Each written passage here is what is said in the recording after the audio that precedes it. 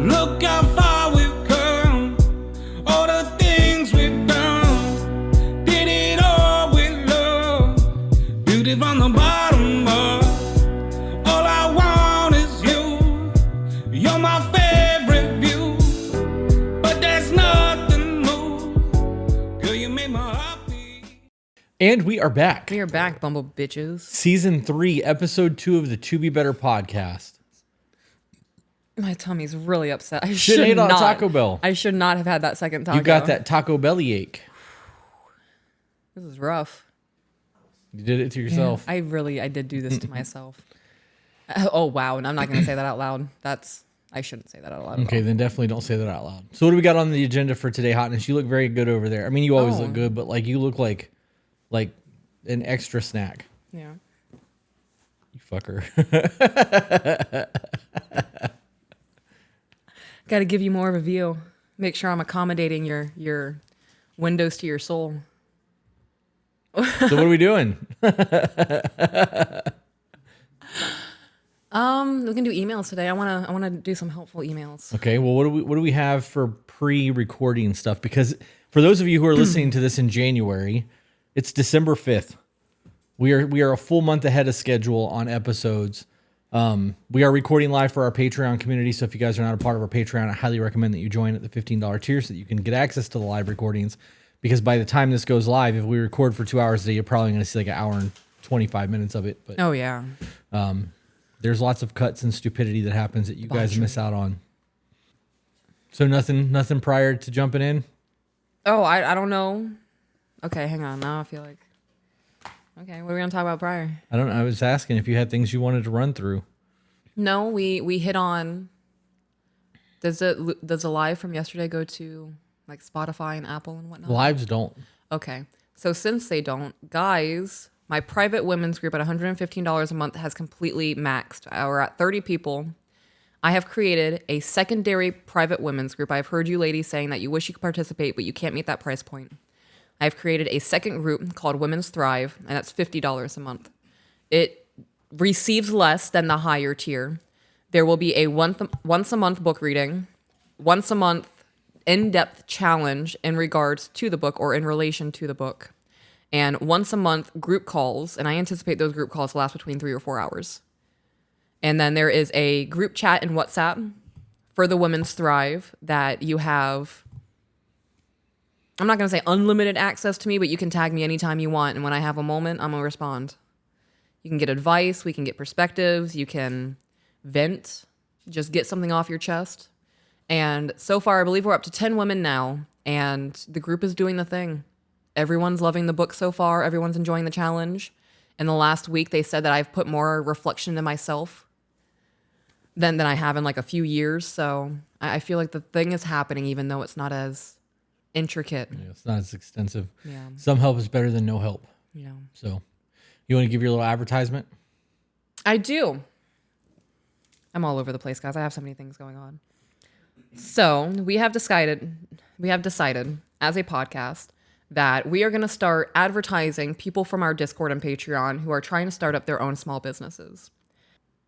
All right. So today we are going to shout out Ella. She is, say it one more time, please. endlesslines.by.alley on Instagram. What she does is digital artwork, and it is some of the most calming things I have ever seen. If you want to take a break during your day, you breathe, you meditate, and you need something to focus on to kind of zone out, I would highly recommend checking out her Instagram. She will also be selling prints. If that's something that you're interested in, you can definitely reach out to her. And again, her name is Allie, my apologies. Her name is Allie. She has Ella in her Discord name. And it is, I don't even remember what it was anymore. endlesslines.by.alley. Yep. This is why I needed the name and not the Instagram link. Also want to shout out Cuffing Season Music on Instagram and TikTok. That song that I did the video of you with, it looks like we are going to end up getting that as our intro music exclusively for the podcast. I love that. So, because right now we're not even really using intros. We have a glitch that we put on YouTube, but like we had full on intros at one point. We did. So once we secure this and we have the contracts in place that works for what we're trying to do, we will have a small intro of like photos of us or something just to throw up on a video. And then when the episode starts for Spotify and iTunes, his song will play. Big fan of his music. I talked to him a lot yesterday. I put him in contact with Kingery. I love that. I'm hoping that they are able to make something work music-wise. I think that would be really good for both of them. So, Still want to make music with them or with Kingery. yeah. Just one song. I want to be Ben Shapiro. Yeah. All right, let's run through some emails. Unless you want to answer those chats. If we want to do what? Unless you want to answer those chats. Answer what chats? How do you join the $50 tier for women? I'm technology dumb. From Libby. Okay. How do we join the $50 tier for women? So the same way that you signed up for this tier in Patreon to get access to these live in the Discord, you would go to patreon.com/tobebetter. And I'm going to be honest, I've never been on the website, but I would imagine that it's different drop downs to look at the different tiers. Yeah, it's just memberships. Yeah. Yep. Same way you signed up to join a Patreon, you'd find the higher tier and just upgrade. Yeah. Someone asked about doing something if you're not online and it's a local thing. Yeah, but we have to be able to vet your business. Yes. Because we're not going to stand behind something and shout something out that we may disagree with or that could get us in trouble. Right. So without a proper vetting, we can't help you. Yeah. So I don't know how that would work if you don't have a web presence at all, which doesn't make sense because even on a local thing, you should be marketing on Facebook, at the very least, on Facebook. So, okay, let's go. Let's do the email thing. This is an intrusive thought. I'm going to say it anyway. So in South Park, I'm just going to say in South Park there was a thing. Could you imagine that we sponsor somebody or shout them out or whatever, and it turns out in like a hidden clause they support like babies playing crack basketball or something? That'd be wild. Crack basketball. Yeah, what do they call it? Crack baby basketball or something like that? What is that? It was a South Park thing. Okay. Some stupid scheme that they had to make a business. Gotcha. Get famous on the internet. Yeah. Did you see the Haktua girl created a cryptocurrency and is probably going to go to prison over it? Yes. Did Yes. you see Bitcoin hit $103,000 last night? I did see that. Yep. You know that if I would, when I cashed out the last time I cashed out, I made 6 figures. And if I would have waited, we would be millionaires right now. Like legit in the bank, cashed out millions of dollars. But I missed the last crash. So when everybody was panicking shit and all their money was gone, I had cashed out and I was like, suckers. Yeah. There'll be another opportunity for you to buy in. Yeah. I hope it gets that high again. Yeah, I think that we're going to correct. I think it'll probably go up a little bit more and then it'll probably drop down a little bit because it's been rising since, it's been going up and up and up. Right? Yeah. And when it corrects and it dips down a little bit, it'll be time to buy, let it go back up and just dump it all. But anyways, emails. All right. Hello, Chris and Peaches. I want to start this off by, this is not a relationship question with my man, but a question about what we should do about taking care of my mom who was just diagnosed with dementia. A little backstory is that I never had a close relationship with my mom. I have 2 brothers that are older than me that are closer to her. I can count on one hand how many times she has told me that she's loved me in the 42 years of life. She was just diagnosed with early stage dementia She was just diagnosed with early stage dementia. And both of my brothers have already refused to move in and take care of my mom. One brother refuses to let her go into assisted living. So all of this comes down to me and my man. Well, no, if the one say the fuck it does. if the one brother who refuses to put her in assisted living, You're going to have to. he should be the one that's going to go ahead and step up. Yeah. You don't get to make that decision for somebody else. That's not how that works. That's not how this works, yeah. We are not married and have been together for 7 years. We had dreams to do over-the-road trucking together as he is a truck driver now, but we just want to be together at all times. And we're going to save money for a house in Tennessee since we would basically be living in the truck so we could save lots of money. I mean, we're not trying to live in a truck, but we are definitely trying to move to Tennessee. And I would be okay with living in a van. Hey, speaking of which, I think I found a really cheap way to make the van thing work. Okay. Do you want to hear this? Yes. Okay. It's kind of dumb, but it's kind of genius too. Most of the people that do the van life build their vans out. We have a 24-foot fucking van. So like we have a lot of space in there. It's got the air conditioner thing on the roof. All we need to do is buy a diesel heater for the inside of the van or an electric heater because we have those giant batteries that have the solar panels on that we bought for overlanding. Yeah. But I found bed mattresses that just fold up and like you just stick them on the side of your van. I bought them for the truck so that when we overland, we have, we have comfortable bed mats because they're like that thick to go on the bottom of the tent because we're not going to be doing a rooftop tent. We literally can just throw that shit in the back of the van and live out of the van when we're ready to without having like a crazy kitchen and all that shit. Yeah. We can put a roof rack on the van and move the Romco water pump thing over from place to place and just run pressurized. We would be able to do the van life for nothing more than we've already spent on the overlanding shit. I like that. Me too. Me gusta. Yep. Feel pretty good about that. Continuing on. Yes. My brothers have no dreams and are content where they are in their lives. One's a disabled vet that does want to sell his house to move in with my mom. The other brother is single and lives in the same apartment complex as me, but he doesn't want my mom to move in with him. Oh, he doesn't want to move in with my mom because her house is too messy. She is a hoarder. Okay. Well, she has dementia. Oh, yeah. So you just wait until she's having an episode, have somebody come over and clear the entire fucking house out and be like, what are you talking about, stuff? This is what your house has always been. It's been clean. Gaslighter. I'm just kidding. That's really... Oh, man. No. Do you remember in the olden days when they had a giant accordion-like thing that would stoke the fire? Yes. You'd step on it. It's called a bellow. Is that what that is? That would be me. I would be the bellow to your gaslighting. We are toxic. Just the joking is toxic. But it would work. I'm just saying, like, depending on how bad the dementia is, it would work. Don't take all advice from us. Don't take all the advice. Take things with a grain of salt. I feel like I just need to sprinkle that in there in case somebody really... purely a fucking joke. Yeah, guys. Yeah, don't be a piece of shit.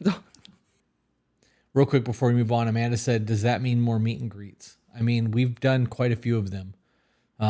Costa Rica is going to be the next one. I don't know if we're going to be doing any more in Florida, but we definitely planned. I mean, we're trying to fucking do something on Christmas Eve. We are, in Tennessee, but I haven't gotten a confirmed anything. Like, we can be there Christmas Eve from anyone in the entire Discord. So I'm not going to fucking book that out because if nobody's going to be able to go to Christmas dinner or Thanksgiving or Christmas Eve dinner or whatever, we're going to Vegas. Yeah. Are you serious? Yeah, fucking very serious. If I don't have something confirmed by Sunday, I'm buying tickets. We're going to Vegas. Holy shit. I'm not going to sit here. I don't like the holidays. Right, me either. So, and when the kids are at their dad's, I feel like there's no point for me to be here. Right, deuces. Yeah. Is that something Carrie's going to come with her?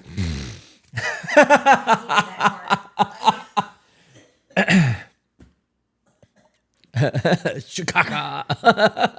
I feel like I need to massage my throat to make sure I'm okay. Bumblebee tuna. Oh my God. She said your balls are showing, and I was like, what? I was like, where? Teach us poker, Peaches. Oh shit. Do you guys want to go and play poker together? I'll play poker Christmas Day. I'll walk in there with my Christmas jammies on and my big ass bow. Show up in the onesies. Oh yeah. Oh yeah. Get everybody that's going to come and meet us in Vegas to show up wearing onesies. Yes. So my man said we can move in to care for her, but that means we have to put our dreams on hold and take care of my mom, who has never shown she loved me. I'm 42 with some health problems. He is 53 years old and in good health, but I feel that we will never meet our dreams if we do this move to my mom's. I feel like I might have 10 years of good life left before it's too late to do anything. Man, what a hell of a fucking statement that is. That's sombering when you really think about it. It really is sombering. And that's a guesstimate. Something could happen in 4 years. Am I being selfish for not wanting to take care of my mom? I mean, she gave me life. It's what I should do, but I just don't want to, and I don't think my mental health could take it. Then don't. Who said you should be doing this? Well, apparently the brother who doesn't want her to go into a facility. Here's a question, and this is across the board for everyone.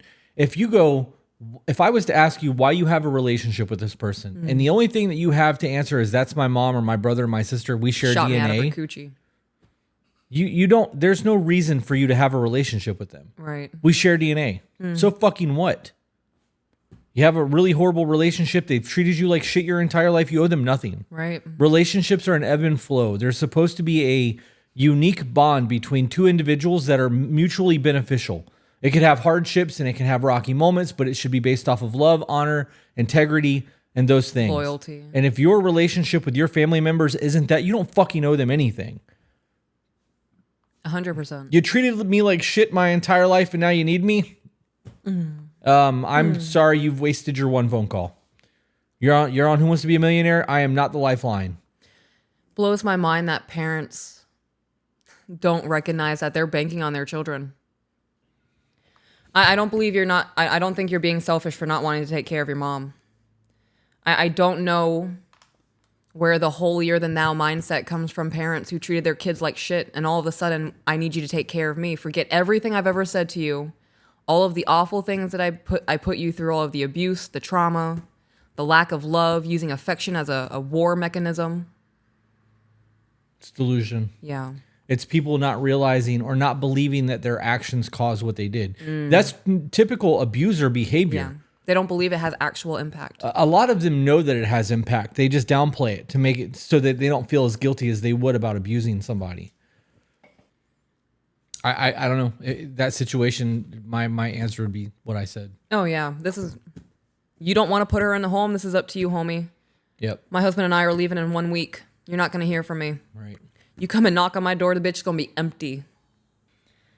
I feel like I'm a bad, selfish daughter, and I don't know what to do. Perspective. Did your mother ever once feel like a horrible, selfish mom? Perspective number 2, if she did it change her behavior? Because if it did, the relationship would look different. Yeah. You don't owe anyone anything. No. Nobody deserves anything from you. It's got to be a mutual from love. Everything in life is a give and take. Yep. You know, we have money and we help out a lot of people, and we have put ourselves in tight positions to make sure that other people don't go without. And I am willing to do for those who do for me. And it doesn't have to be I don't need anybody's money. No. We make our own money. If we need more money, we're going to work harder. What I need from the people in my life is support and love and acceptance and non-judgment and non-shame and just complete understanding. And if that is so easy, it's free. Yep. It's free to give somebody that. And if you can't even give me that, why am I going to fund your life? Yep. Money is a tool. Makes me feel like a prostitute. Yeah. Money is a tool. And that's Yep. it. It should be used to get you the freedom that you want in life. Yeah. And that's the goal. Making money is financial freedom. It's retirement. It's the ability to actually live your life instead of live a life of servitude to other people's goals. But the idea of giving up to people who don't deserve it, I'd rather give my money to charity. Oh, yeah. Yeah. Oh, yeah. Oh, my goodness. If I was living a different life with different children and a different husband, and they all just treated me like shit, I would have a will. Ivy would get everything. If you had a different husband, you wouldn't have Ivy. Oh, yeah, that's true. Whatever companion pet I have, I'd leave everything to my pet. And then once my pet passes, it's going to go to charity. Yeah. And if my dog suddenly mysteriously passes away, I want it investigated. Yeah. Somebody just put a hit on my dog for the inheritance. Yeah. And I want all the funds to go to that too. I'll squander my fortune in a phony investigation before I give it to someone who doesn't appreciate me or care about me or is trying to use me. Oh, yeah. Continuing on. Yep. As of now, I only see my man for an hour a day, and moving to my mom's, that hour is going to go away as he will have an extra hour drive to and from work. He will come home, eat, and go to bed. This is going to hurt our relationship, but how do I not take care of someone who gave me life even though she was never much of a mother to me? How do I not take care of someone? You just don't. Okay, so if a sperm donor, like an actual sperm donor, right? Say your mom went to a sperm bank and dude got dementia and called you one day and be like, yo, I know that your mom used my semen and you're my semen demon and I'm dying. Help me. Help me. Are you going to do it? Like, Bro, what's your name? he gave you life. Yeah. Them little swimmers. You were the elite swimmer there. You got there faster than everyone else. First to the egg. You made it. Yeah. Do you owe him? There's a whole lot of people that give up that right. The only hard part in this is the emotional attachment. Yeah. Continuing on, I still have resentment towards her as we still have had a memorial service for my dad. And she got rid of all of his stuff without asking if I wanted anything. I still don't have any of his ashes. I was a daddy's girl. He was the one who raised me, even though my mom was in the home. I do choose the love of my life and our dreams. Oh, do I choose the love of my life and our dreams, or my mom, who can't even tell she loves me? Thank you for any help you can give me. Dementia kills people. Yeah. You'll die from that. And it's going to get a whole lot worse before it happens. So your Eventually, mom, the brain's just not going to remember how to function. right? Your mom's not going to be here one day. Yeah. And the love of your life, as you put it, may not be either because of the decision that you're making. It sounds like a swarm. It does. So at this point, knowing that this is going to affect your relationship, which one are you willing to say goodbye to and never see again? Right. And feel not good about that decision, but be able to live with it. Being able to live with a decision and feeling good about a decision are two different things. And sometimes the right decision is not a good one, not deemed the good one. Could be not deemed the good one by the person trying to manipulate you. Yep. I think the brother needs to take the mom in. 100%.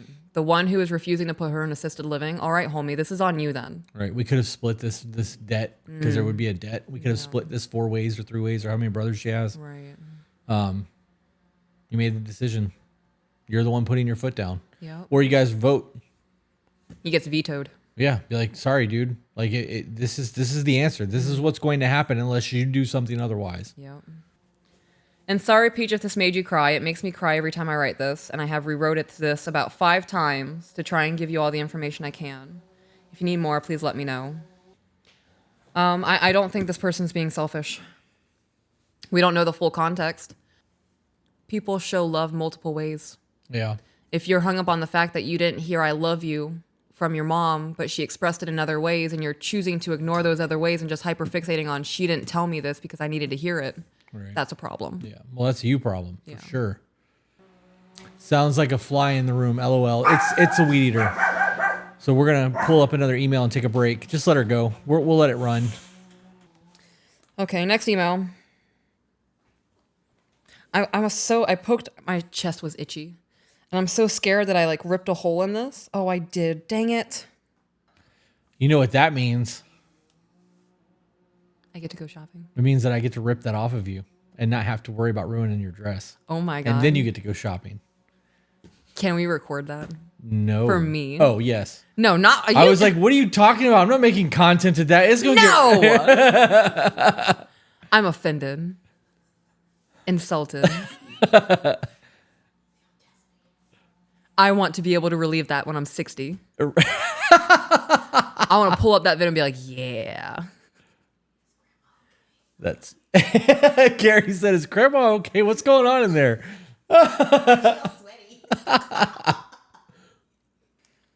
Okay, so new email.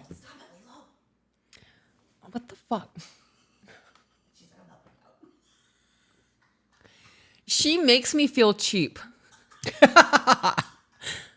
You Like- don't even buy her dinner first. What the Right. fuck? Like I'm just a salt rock at her disposal. Morning, guys. I definitely appreciate y'all's perspective on relationships and communication. It has really opened my eyes on the toxicity I was bringing to my relationship. I would really like y'all's advice on a predicament I've gotten myself into. Oh, goodness gracious. Predicament I've gotten myself into. I was a very insecure man in my relationship and very toxic to my now ex-fiance. You've given me a lot of confidence and different perspectives to change my toxic behavior. My problem is I push my person away to the point that we are now separating. What's weird is during the whole move-out process, still living together for a month while being separated, we've become a lot closer and more open with each other. I feel like we've read this. I feel like we've read this too. That's also pretty common. Don't lick my shirt. That's Continue reading. Sure. It feels like we're dating again. I didn't want this relationship to end, nor do I want to lose her. I accept my mistakes and character flaws and am now working through them. We definitely read this. Okay. Next. This caught my attention. All right. And you're gonna see why. I'm gonna say the thing, and you're gonna instantly know why this caught my attention. Here we go. In need of some advice. Why did that catch your attention? That's all we do. I almost said, babe, that's not the thing, but I'm not Drax this time. I caught it. I caught it. I knew you were making a joke. I hope this isn't too long for you. I have so much respect for the both of you and love listening to your advice. My fiance, male 35, and I, female 33, have been together for just under 6 years. So it's this? Okay. It was the fiance.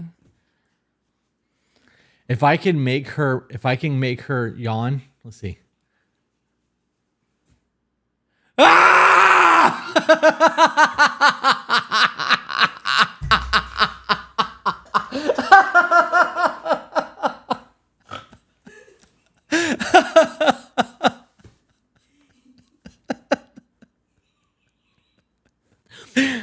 That's what happens in my head every time I make her yawn. Now everybody knows why I get such a kick out of that.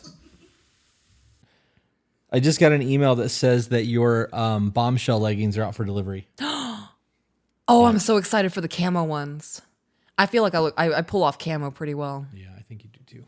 Is that why you ordered them? It is. Yes. This morning, I promise I'm going to get back into the email. We were going to the early morning reading at the kids' school. We do this every weekend. Scared the shit out of everybody in the chat. That was funny. And the kids asked for Dunkin' on the way to school. I was like, you guys have been having a really good week. I'll get you some Dunkin' this morning. And we pulled into Dunkin', and my daughter goes, yes, we're at Dunkin'. And I went like, yeah. And she went, Dunkin'. And it was just a really fun You guys were rocking out to the Dunkin'. demon moment for us. Waiting on you. I'm waiting for you. No way you're paying attention doing that. I was paying attention enough to know that you weren't talking anymore. It took you a minute. You hear that, Lilo? I think we're not appreciated here. We should probably take off. I don't care if she's a dog. You're leaving with another bitch, and I'm not okay with that. Okay, now we're going to continue on, I promise. Okay. We have had a blah, blah, blah, blah. We have a beautiful blended family, and we have known each other for 10 plus years. We have a lot of the same interest, mechanics, hiking. We spin fire and many other things. This man has watched me go through the hardest parts of my life. He watched me lose 2 of my babies to genetic issues, divorce, and watched me keep my head up through my previous marriage that was hell on me. Okay, so I want to pause here. She just said all of that, and I'm hung up on that they've been together for 6 years, and fiancés in quotation marks, and they're not married. All right. Okay. Gosh. The first 2 years of the relationship, it was amazing. The first year we lived separately, and the second year he moved 600 miles to be here with me. I have 3 kids from a previous marriage, and there was no way for me to move home. The sex was amazing. Our understanding and communication was fantastic. Wait. Read that one more time, and then we're going to have a discussion. The sex was amazing. No. Oh. He moved 600 miles to be with her because To be here with me. I have 3 kids from a previous marriage, and there was no way for me to move home. Now I'm confused. Okay. Because they were together for a year before he moved there. Right. So was she living with the ex-husband Oh, I don't know. while they were together, or was there infidelity happening for a year and then they got divorced and he moved there to take care of her? That matters. I mean, I guess it doesn't really matter at all if they're happy now. Who gives a shit? But Right. like, that's one of those things Could be one of those things that's eating him now. Right. Well, it could also be one of those things that he gave up his life to move there to take care of her, knowing that one man was taking care of her the night before, and now it's his responsibility to take care of her and kids. Like, there's questions. Yeah. Like, we can't just skip over that. All right, continuing on. Then all of a sudden he was following other women and liking and commenting on these so-called Instagram models pages. I normally would not care, but these women look completely different from me. So it's okay if he was fucking around with women who looked like you. Right. You don't care if he's fucking around that aspect. Just because they look different is a problem? I guess that's an insecurity thing. No. Infidelity is infidelity. Infidelity is 100% infidelity. But that sentence, I normally would not care, but these women look completely different from me. that gives me, they look different from me and I'm insecure about that. Yeah. Right? Because if they looked like her, she wouldn't have a problem. That's how I'm reading that. That's what she said. Okay. Which doesn't make sense to me. Yeah. It's okay if you fuck other women, babe, as long as they're redheads. And heavily tattooed? Yeah. You have to meet a certain tax bracket, too. I'm going to need you to check their financial status. But no abs. Yeah, no abs. They got to be a little chunky. But if they're blonde, brunette, or black hair, we have a fucking problem. Continuing on. I am thick and curvy, and these women are definitely not. Well, unlike me, I kept it to myself because maybe I am being over dramatic about it. Oh gosh, I'm going to say this. I'm going to piss off people, and I'm not going to try to piss off people. I'm just trying to state this as something I've observed. Thick and curvy does not mean thick and curvy. So you're not, this isn't like a pick up the thick and chunky one, pick up the pace kind of thing. What? Commercial from the 80s. Oh. New York City. No? No. Okay. My tism's tisming right now. So many overweight and obese women use the thick and curvy to describe themselves that I don't picture anything anymore when I hear thick and curvy. I need to see a picture of you, or I need to see you in person to understand how you're trying to describe yourself, because people will downplay their insecurities about their body and they will try to describe themselves in ways that make them sound better than they actually feel that they are, or what people would deem that they could be, or whatever. I've seen 500-pound women say that they're thick and curvy. You're obese. That's not thick and curvy. Why are you looking at me like that? Because I'm an asshole. Yeah. And I'm biting my tongue to not be an asshole. Because it would be really funny to me, but it would probably get us kicked off the internet. And the reason that I bring all of that up is if you've been together for 6 years and you've put on 80, 100, 150 pounds, I would have a problem if my husband put on 80 pounds, 100 pounds, 150 pounds.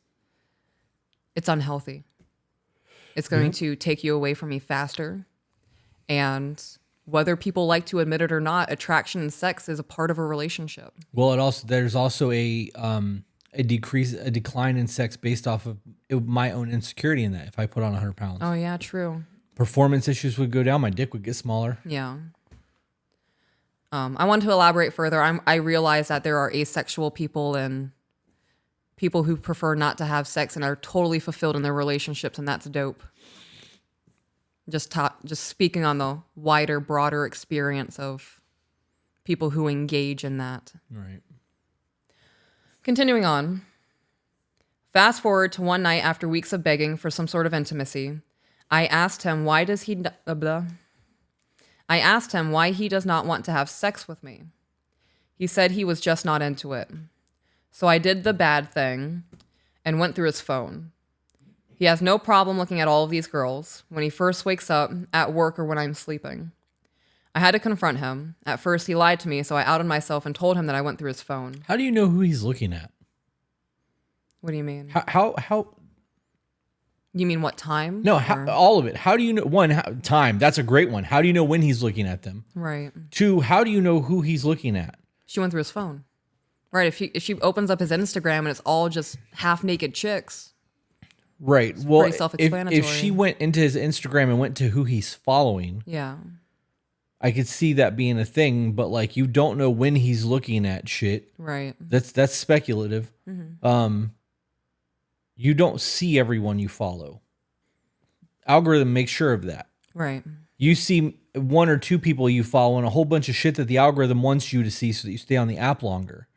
Now, if his algorithm is all thirst trap shit, that's obviously what he looks at most. It's tailored to it. Right. But like, I don't know. I guess I'm getting hung up on something that's not really relevant. Browse Google history shows timestamps. Browser/Google history shows timestamps. Yep. I've obviously never had the need to go through any of that shit. History tells all. That's computer browser though. If they're on Instagram or TikTok, that's not the case. Yeah, you're not able to get that. Yeah. Unless there's some secret thing that I'm unaware of in TikTok where every time I open my app, it documents it. I wonder how much these people actually like don't care if they get caught. Right? Because if you really wanted to be sneaky, there's ways to make it so that you don't have a browsing history. It doesn't take much. You get anyways, it is possible to do that if somebody really wanted to make their internet not known. And I know that's a thing because otherwise black market internet shit, the dark web wouldn't be a thing. Right. You have to have a whole lot of protection in place to make that work. Then he was honest with me, and he just looked at me and said, "You want sex all the time, and I am just trying to keep up." How is he trying to keep up if he hasn't had sex with her in a while? That's a good point. That's a really good point because she just said that. I asked him why he does not want to have sex with me. Right. Right. So they're not having sex. Okay. So keep up with what? Right. So what is being kept up with? Literally, my whole world crumbled. I was probably being overdramatic, but I am already so uncomfortable with my body. What are you doing to change that? Right. I weigh 180 pounds, 5'3", and I've been told my whole life that either from previous relationships I am a fat 2-ton bitch or I need to cover up. But the fact that he has to look at skinny, hot, and beautiful women to have sex with me ruined me. I don't think he was looking at those women in order to have sex with you. No, he was looking at it because he enjoys it. Right. Has nothing to do with you. Right. And you said that you guys aren't having sex. Right. So now I'm confused, right? Because she just said, "Why don't you want to have sex with me?" And he's been looking at all of these things. So are you telling yourself that he has to look at these women in order to have sex with you to hurt your own feelings? Because you just said you're not having sex. I think that's the case because she said she's always been a bigger girl and she's had to hear all that shit from her previous relationships, which means when he hooked up with her, she was big. Yeah. And he didn't have a problem with it. Right. So something has changed because you don't go from being attracted to somebody. Right. And then suddenly not being attracted to that body type. Right. Or whatever. If you're okay with it, you're okay with it. Yeah. So he is obviously okay with bigger girls. Something in the relationship's fucked up. And the intimacy is right. It's making the sexy time not desirable. Yeah. Right. Before we continue on, I want to note that this all sucks. Right? I hate the unfettered access that everybody has to pornography now and thirst traps and all of these other things. I think it is absolutely a detriment to our society, and it is ruining millions of people in America every day. I agree. Not just America, though. Right. No, not just in America. It's all over the place. But I live in America, and this is where I'm seeing it super prevalent. When we were in Thailand, saw ladyboy shit when we went to the bigger city. Yeah, we saw some Jack Shack massage parlors, too. In the bigger city, yeah. I was in Phuket. Was that in Phuket? Yeah, that one road that we kept going down. Oh, yeah. Yep. I remember that. Yep. I miss Thailand. I miss Thailand, too. I could 100% live in that hotel. Oh, yeah. Oh, yeah. Free breakfast every morning. And it was less, it would cost us less to live there than Our mortgage. half of our mortgage. Yeah. Not even half of our mortgage Right. to live in that hotel year round. Isn't it? Turn down service, everything. They come clean our shit. The only thing that Room we'd have to service do at is pay night. for laundry. There was a dresser in there. Like, Yeah. kids need to hurry up and turn 18. Right? Go live in a resort in fucking Thailand. Oh, that's not where I was going with that, but I take that super enthusiastic. You're right. I'm still enthusiastic about us living our retirement and whatnot. I still want to enjoy their childhood, though. Yeah, I know. So Kids need to be able to get pulled from school so that we can travel. live life with them. I can't wait until they're older, like 10, 11, 12, and we can take them places and they can actually understand the history of things. You say that until they become asshole teenagers. I'm going to square up to a teenager. What are they going to do? Like, You're going to become that mom that says, I brought you into this world, I can take you out of it? no. Oh, okay. No, it's not going to have to be said. They're going to fucking know better. Yeah. No, it's going to be a... Like, the fuck you staring at? They're like, nothing, Mom, nothing. Could you imagine? No. It would be... I am thinking, what, you're going to act a brat while we're in England? Yeah. I'll ship your ass back home. Play this game with me. I'll turn this motherfucking plane around. Yeah. I'll call the captain right now. I got him on speed dial. Hit that little assistant button for the flight attendant. Then when she comes over, be like, I need you to walk away and bring me the captain, please. I'm trying to do something in front of my kids. That's funny. I actually don't think. I mean, I think they'll be asshole teenagers because all kids are asshole teenagers. Yeah. But I think it's going to be hormone shit and right. peer things. It's not going to be disruptive parent-child relationship. Right. Yeah. I also wonder how much traveling the world, like if we actually get to travel the way that we want to travel, how that will affect their asshole teenager thing, because they're not going to have the consistencies of a routine. Right. But they're also not going to be around kids who they recognize can get away with that behavior and get what they want. Saw something the other day that was like, why do you want your kids to socialize with other kids so they can pick up the other kids' bad habits when you can homeschool them and teach them the way that they should conduct themselves around adults so that they know how to be good human beings as they grow up and they can skip all that bullshit? Because the bad behavioral traits that get picked up does come from other kids. It does. All the shit that you don't want your kids to see or learn or know about comes from other kids who are already seeing and learning about it because of older siblings or whatever. Or neglectful parents not paying attention. Right. I can't shake it, like at all. This is not long after we had our son. It is still a constant battle for this. We, for the most part, get along so good. We never fight. He is an amazing daddy, an amazing partner for the most part. He works and builds things for me and we laugh. But if it came down to it, I don't feel attractive to him, and I don't really feel protected by him. He makes no decisions. I have to make every single plan. I do all of the housewife duties. I cook every meal, clean, tend all the animals. I work our 10-acre veggie farm, bake bread, and do farmer's market, all while working and doing the office work and accounting for this place of business. How can I fall out of love with this man? Love is a choice. Well, why would you want to fall out of love with this man? Because that's what that sounds like to me. How can I? Mm-hmm. Why would you want to? And if you believe that the situation's not healthy for you, you being in love or not doesn't matter. Love's not enough. Oh, right, yeah. You're a roommate. You can love him all you want. He's still going to look at those chicks on Instagram until the root of the problem's discovered. Mm-hmm. And if he's good at communicating, you guys can have all these great conversations. Why don't you start doing the check-ins? Damn. I read ahead. Okay. She says, am I falling out of love with him? I try to talk and communicate with him. To him, I am just a 7. That would devastate the fuck out of me. Yep. If I knew that you believed that I was only a 7 in your mind and that there were women out there who are far more attractive in your eyes, yeah, that would fuck me up. Especially with all the trauma that I have. Yeah. Yeah. Well, luckily, I think you're fucking drop dead gorgeous. But it's, that being irrelevant, or not that being besides that, or beside the point of that, however you're supposed to word that, who gives a fuck? If you viewed me as a 5 and you still loved me and wanted to have a life with me and share this existence, mm-hmm. I'm going bald. I'm overweight. My teeth are fucked up. I have a bad back. I have a whole lot of shit that's going against me that takes me from a 10, if I was ever that to you, down some notches. I'm okay with it. I'm a realist. I'm not fucking, the perfect male figure, but I have a whole lot of other attributes that make up for those fucking flaws in my character or my appearance. If all you have is the fact that you're a 10, you're not always going to be a 10. Time is going to catch up to your ass, and then what? Right.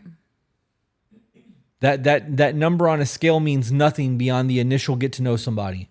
Once that initial get to know somebody comes in, if all they have is their number of appearance, mm-hmm. it's empty calories. Right. Fuck that. I'm good on that. Got a 10 and checks my boxes. And one day we won't be 10s to each other. One day we're going to be old as fuck.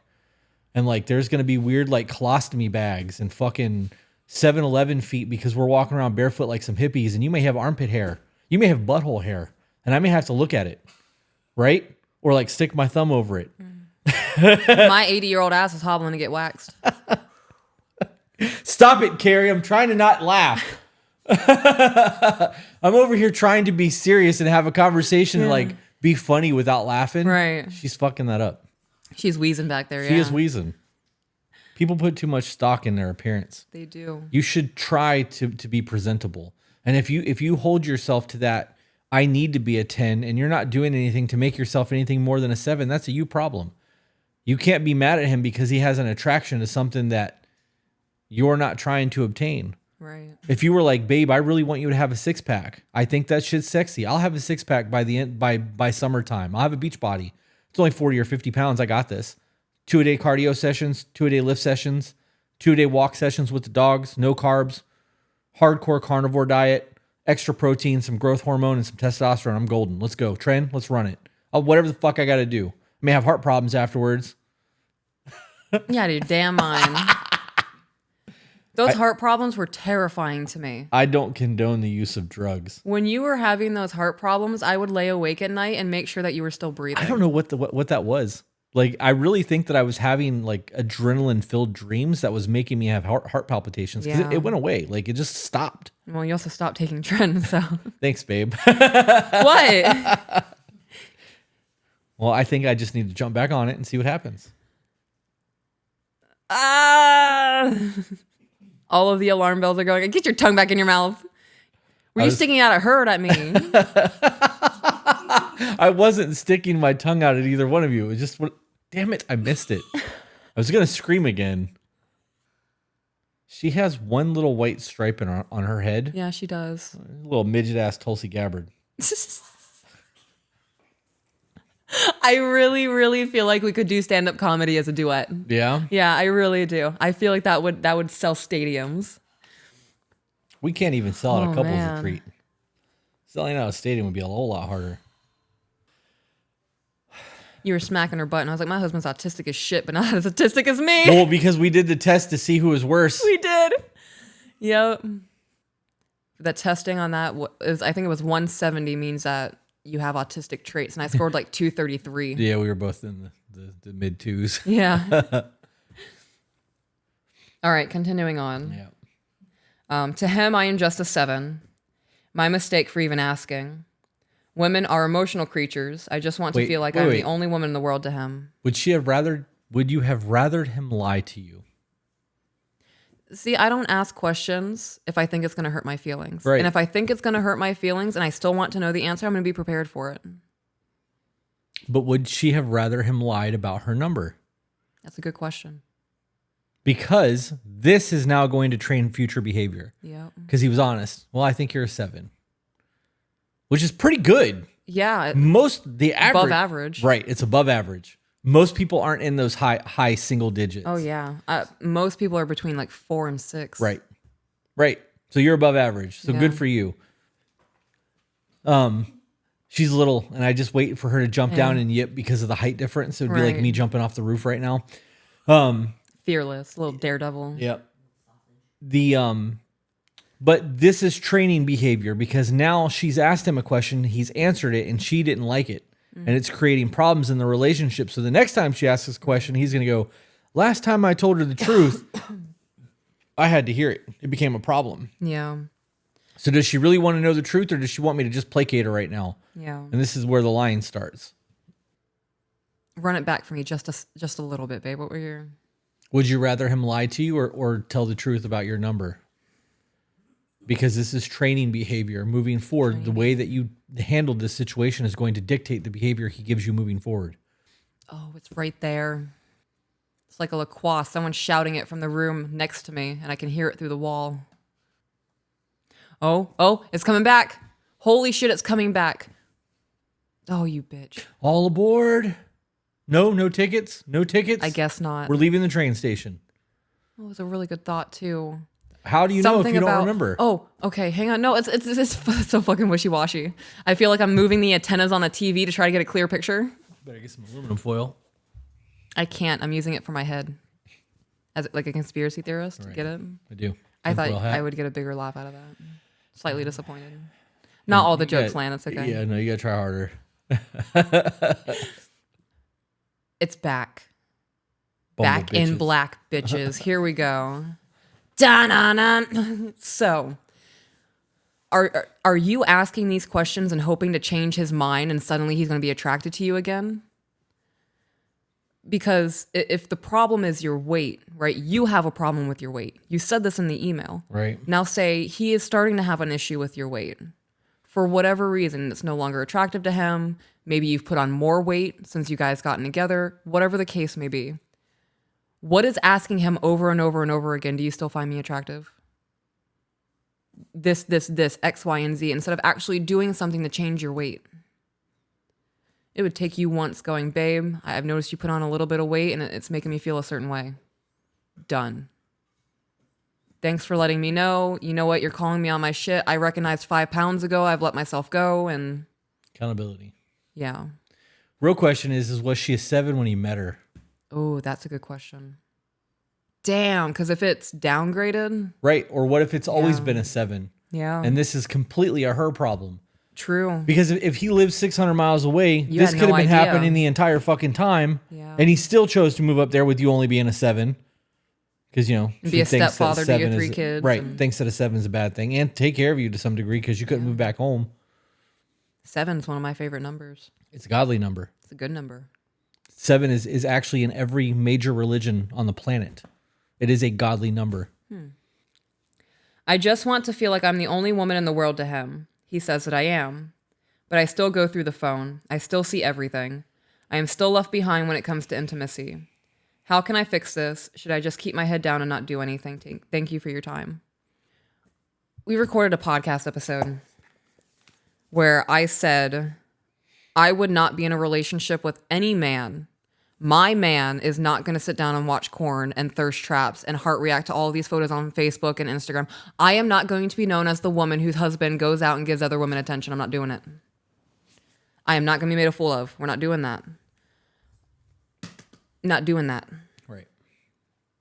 So now this is going to be a conversation of, I've told you this makes me uncomfortable. If my weight's an issue, I have a weight with my issue. I can start working I on have that. an issue with my weight. What? I have an issue with my weight. Isn't that what I said? No. What did I You say? said I have a weight with my issue. That's the brain going fucking quick, boy. It's fast as fuck, boy. It's just backwards. It sounded right to me. Hold on, everybody. I got something to say. It's backwards. I'm in reverse. Hang on. You can't find him grinding, babe. We got this. We'll get that, I promise. We're going to show up with no tire, just rim. For some reason, the back window Ain't shot got no out. gas in it. Somebody put gelatin in my oil. Death fluid. A buddy of mine put death fluid in his diesel tank the other day. The other day. No, that means that this is a recent heartbreak. Yeah. Damn. He's like, I looked at it, took the cap off of it that said, for diesel vehicles, do not put in diesel. Deaf. Put it right in the tank. Damn. And then started the vehicle and then was like, what the fuck did I just do? That is an expensive ass oops. Anyways. Yeah. I have an issue with my weight. This would be a conversation of I have also had an issue with my weight. It's always been a thing for me. I appreciate your honesty with me. And this is going to be the catalyst for me to get my shit together because clearly I haven't gotten together before and I don't want to lose you. I don't like the way that I feel in our relationship. And if something I am doing is a reason, a why for you to be doing what you're doing, not an excuse, does not make what he is doing okay. Everyone has a reason for something that they do in life, though. Jeffrey Dahmer had a reason for what he did. Doesn't make it okay, doesn't make it right, doesn't make it logical. It's a deeper understanding of a person. And I would thank the honesty and acknowledge that I am not okay. And then I would acknowledge everything that this man has done for me. Thank you for moving 600 miles to not just be here for me, but for my 3 children, for my previous failed relationship. Thank you for giving me a chance. And in you giving me that chance, I'm going to take a chance on myself. I still think there is something to be said about the boundaries aspect of it. Like you said in the beginning, this is not something that I'm okay with. Oh, yeah, no. And if he's not willing to stop this, if this is, well, this is what men do, not my man. Right. I wonder if there's a necessity for him to be there still. Oh, maybe. Because there was at one point. Yeah. And when I say that, not my man, that's not a, oh, damn it, it's gone. That's not a me. No, not you. That's a you. I'm confused. The way that you're saying not my man. Yeah. Meaning not me. Yeah. A you thing. Yeah. Because if I was like, not my woman, the way that I hear that is, you're going to do what the fuck you want to do. But if you want that title of mine, that ain't happening. Yeah. So I have a higher expectation of what I'm going to consider as my woman. Yeah. And if you can't meet that, or you choose otherwise, or think that you don't, it's not for you, you aren't my woman. Right. That's how I hear that when you're like, not my man. That's exactly what that is. Exactly. Yep. Because you have a belief in self, you have self-worth, you have an expectation of how you're going to be loved, and you're not going to settle for less than. That expectations of each other and it being verbalized so that we know where we stand and we know the needs that need to be met is what keeps us growing. Yeah. Because it would be real easy for us to stop doing the things to make each other happy and live our own little life to do the things that make us happy because we're the important one. Yeah. Us prioritizing self over the relationship or the other person. And it should be the marriage first or the relationship first, then the two of you, and then everything else beyond that. Yeah. This is an intrusive thought, and I'm going to say it because I want to flirt with my husband. You might have to cut this. I feel so understood in this moment, and you're so intellectually and smart. And you're so intellectually intelligent. Oh, You fuck. want to lick my brain? I just want you to spit on me.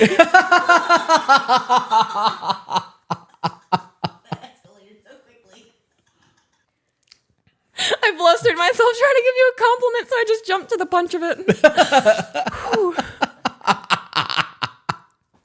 You can see the flustered in you. Oh, God. That's my final thought on that email. Okay, we're going to do another one because we're hour in. Hour and 30 minutes, we'll do one more. Oh, my goodness. I'm so sorry, guys. Zach said, I think I just heard I want you to spit on me from across the warehouse. You did. I am so sorry for anybody else happening to be in that warehouse with Zach. How funny would that be if he's got us on a speaker? And there's like a corporate office. Yeah, and everyone gets to hear. I'm 75% sure I'm going to have a meeting with HR now. For everybody, I want you to leave all of this in, Carrie. If that part gets cut and all of this debauchery plays out, this is what you guys are missing out on Patreon. Yeah. This is fun. Oh, man. And this is a great time to remind you that we're not professionals. No. No. Nope. Oh, man. You guys still enjoy being here? Yeah. They haven't left. That's pretty dope. That's neat. This level of unhinged is exactly what I needed today. Nice. All right. This email is called Patreon Powerful Together. Oh, this just says peaches. Uh-oh. This is a you thing. Do you want me to read it to you? No. Okay. I appreciate that. I wanted to write in just a little editorial of sorts to share some positive relationship progress and some thought processes as I work through some of these things mentally. It's kind of like showing what we're doing right from the perspective of how wrong it feels at first. I don't know if this is the kind of content you're looking for, but it sometimes makes me feel better to put it out into the world, even if you never read it. Oh, well, here we are. I welcome this to either be on a garden segment or in an actual podcast episode to get a man's perspective either way. Well, then don't you think I should have been included in the greeting? Yeah. To get a man's perspective instead of reading an email to just my wife, it should be to the two of us? Right. Yeah. I would say so. I think so. I'm not going to lie. You guys could at least fucking pretend that I'm sitting here sometimes. I get a little salty when I'm not mentioned in an email. Yeah. Like if it's just addressed to you, I'd be like, all right, I'll go fuck myself. That's how that feels. Toodaloo. I know that's not how you guys mean it. I hope that's not how you guys mean it.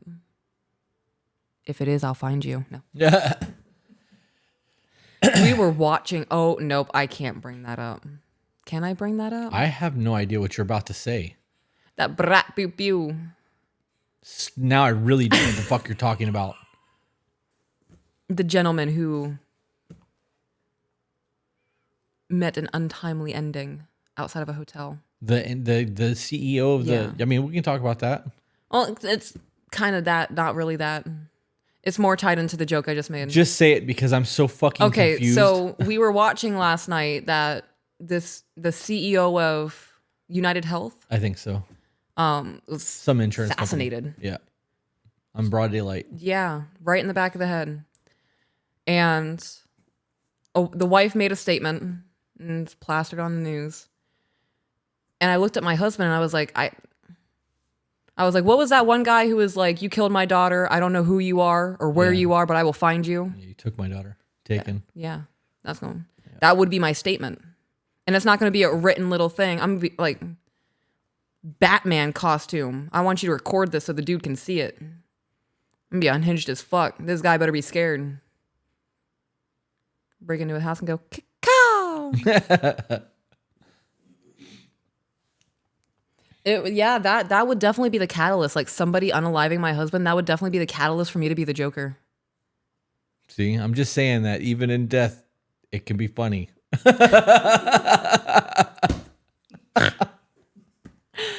Peach gives me misery vibes more than the Joker. You know what? I can agree with that. I take a sledgehammer to someone's ankles. Crunch. My husband and I recently had one of those nights where we didn't fight, but we didn't connect either.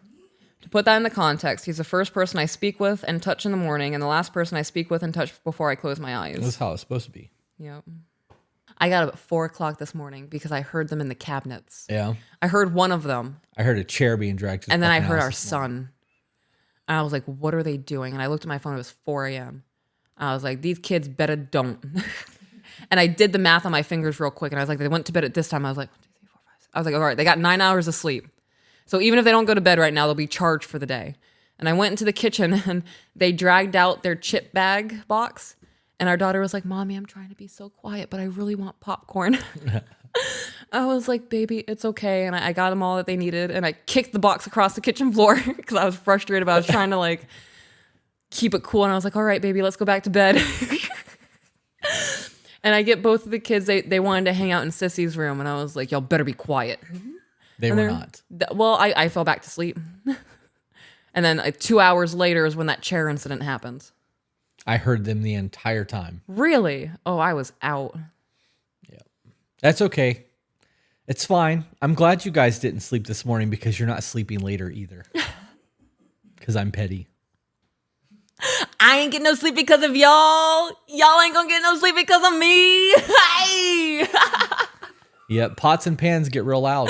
Yes, they Very do. loud stereo systems, squirt bottles. Ooh, yes. Yes. Water balloons. A whole lot of nonsense is going to happen tonight. It's okay. It's I don't revenge. want to participate in any of it. It's not revenge. It's punishment. I've showered today. I'm autistic. I don't like my clothes being wet. To put into context, first person I kiss in the morning, last person I kiss before I go to bed. He's the same with me. It feels like we're almost always connected in some way. We're each other's best friends, and we make sure to connect in this way every day, no matter how crazy the day is. So when I say we didn't connect, it's out of the ordinary. It does seem to happen from time to time. Okay, so I'm gonna pause here. I have borderline. My husband also has borderline. And borderline is specifically tailored to your individual childhood trauma. So it's a lot to cope with. And I feel like I'm learning new things about my own borderline every day. And you got 10 plus years on me, so you've ran this race a couple of times. You're lapping me at this point. Catch up, bitch. I'm over here dying on the sidelines. And there are definitely days where I'm either going through it or my husband's going through it. And with my borderline, I lean into affection when I'm having a hard time. I go to you more. I become more clingy. I need more affection. I need you to be around more because you're my emotional support husband. You're my favorite person, my best friend. We have t-shirts that say emotional support husband. We do. Do not talk to on our website, tobebetter.com, if you'd like to buy them. And when you're going through it and you're having a hard day, it decreases. You still make it a point to kiss me in the morning and kiss me before you go to bed, before we leave the house, separate whatever's happening. But the drive-by ass smacks don't happen as frequently, especially if you're having like a rough week. Right. There is definitely a notable decline in things. I can tell that you're still trying, but I can tell that the demons are kind of outpacing you at this point. Right, but sometimes that's just stress. Right. Sometimes that's, I probably shouldn't have spent that money, or fuck, I forgot we had a bill that's got to be paid, or what are we going to do about this court date, or what are you going to do about a lawyer? What are we going to do about the business? What about the podcast? What about the bath line? Like I have the world at my shoulders. I'm supposed to be stopping all that shit from hitting my family. And sometimes that stress is just that, it's stress. And we are going to have those lulls in our relationship because I have things that I have to deal with, and I'm not going to be happy, go lucky and giddy. Wanting to touch my butt all the and time. giddy, right, when I'm fucking super stressed out. That's life shit. Right. But it's not an all the time thing. And, No. and sometimes it's not a borderline thing. Yeah. I think that the perspective needs to be it needs to be normalized to understand that if you have a man, not a male, if you have a man, Not a boy. whose job is to protect, provide, and lead, there are going to be stresses that never makes it to the family because that's our fucking duty. We are the bulletproof vest that's supposed to stop our family from having to deal with our bullshit or the world's bullshit. Me dealing with the world's bullshit sometimes means that you get 2 ass slaps a day instead of 12. I appreciate that you added all of that on there because I didn't know that about you. You're not supposed to. Well, I think me knowing that stress is a contributing factor to a decrease in affection is pertinent information. Yeah. I always thought it was just because you're having a hard time with your borderline that day. Sometimes it's the case, not always. My borderline's gotten a lot better. I haven't been traumatized in a long fucking time. So, like, I think that I'm coming out of that shit.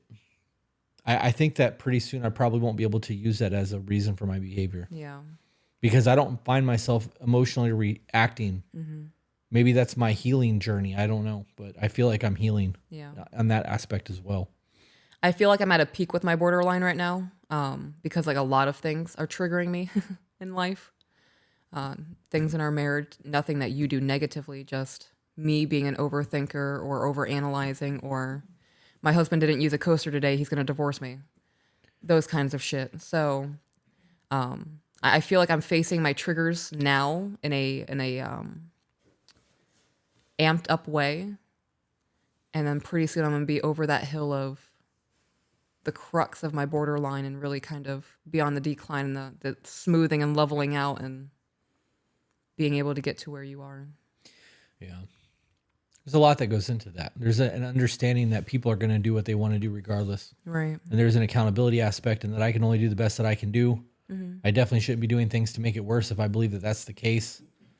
And then on days where there is less affection happening, right? It's not totally eliminated. There has not been a single day where you haven't kissed me or hugged me. I get at least 2 kisses a day.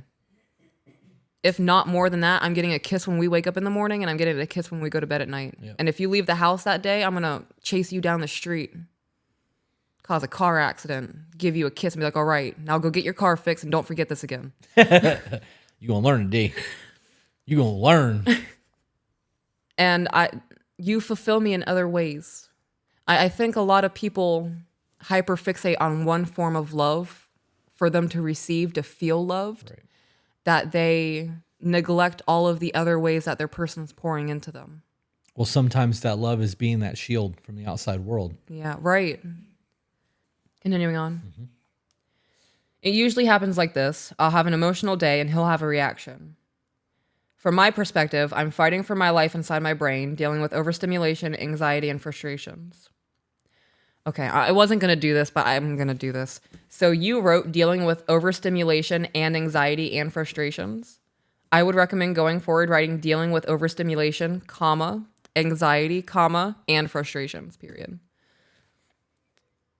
I'm trying to have healthy reactions to things and trying to keep myself in check, but it's like walking upstream some days. What? That was not a healthy reaction, and you did not keep that shit in check. What do you mean? You get some relationship help and a fucking lesson in grammar. This ain't 6th grade. What are you doing? We're growing as people, and it starts with our vocabulary, our grammar. And. We can't communicate if we can't do it right, people. Continuing on. I'm trying to have healthy reactions to things and trying to keep myself in check.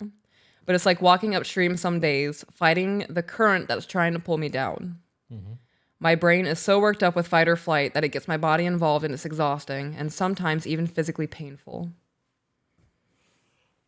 I made a TikTok the other day and I made a PSA for women that if you act like a beaten dog, biting every hand that comes towards you, you're going to bite the hand of your dream man and you're going to chase him away because you are so tied up in your fight or flight that you're spinning in circles. You don't know if you're safe or not.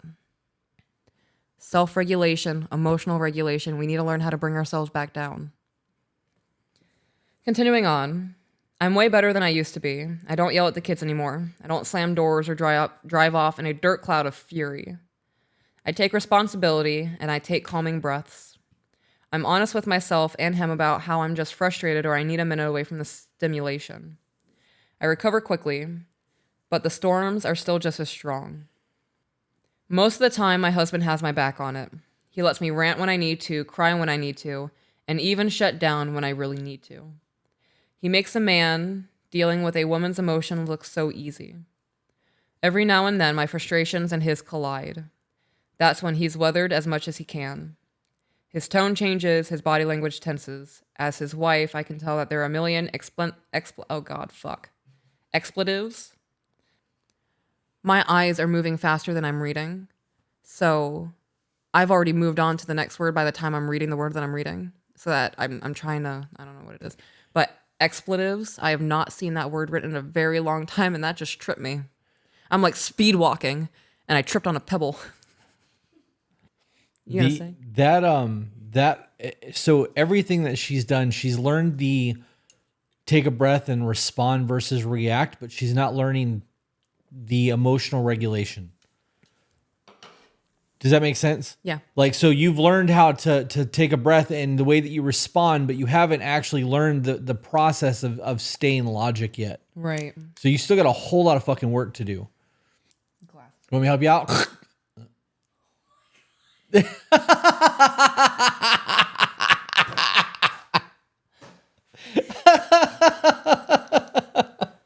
You fucking cock tease.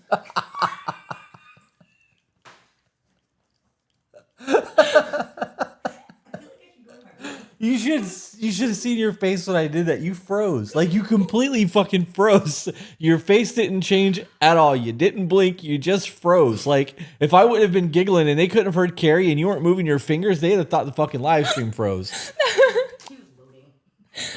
She was definitely rendering there. Oh, fuck yeah. Yep. That's funny. You did that, and I pictured a million things in one go.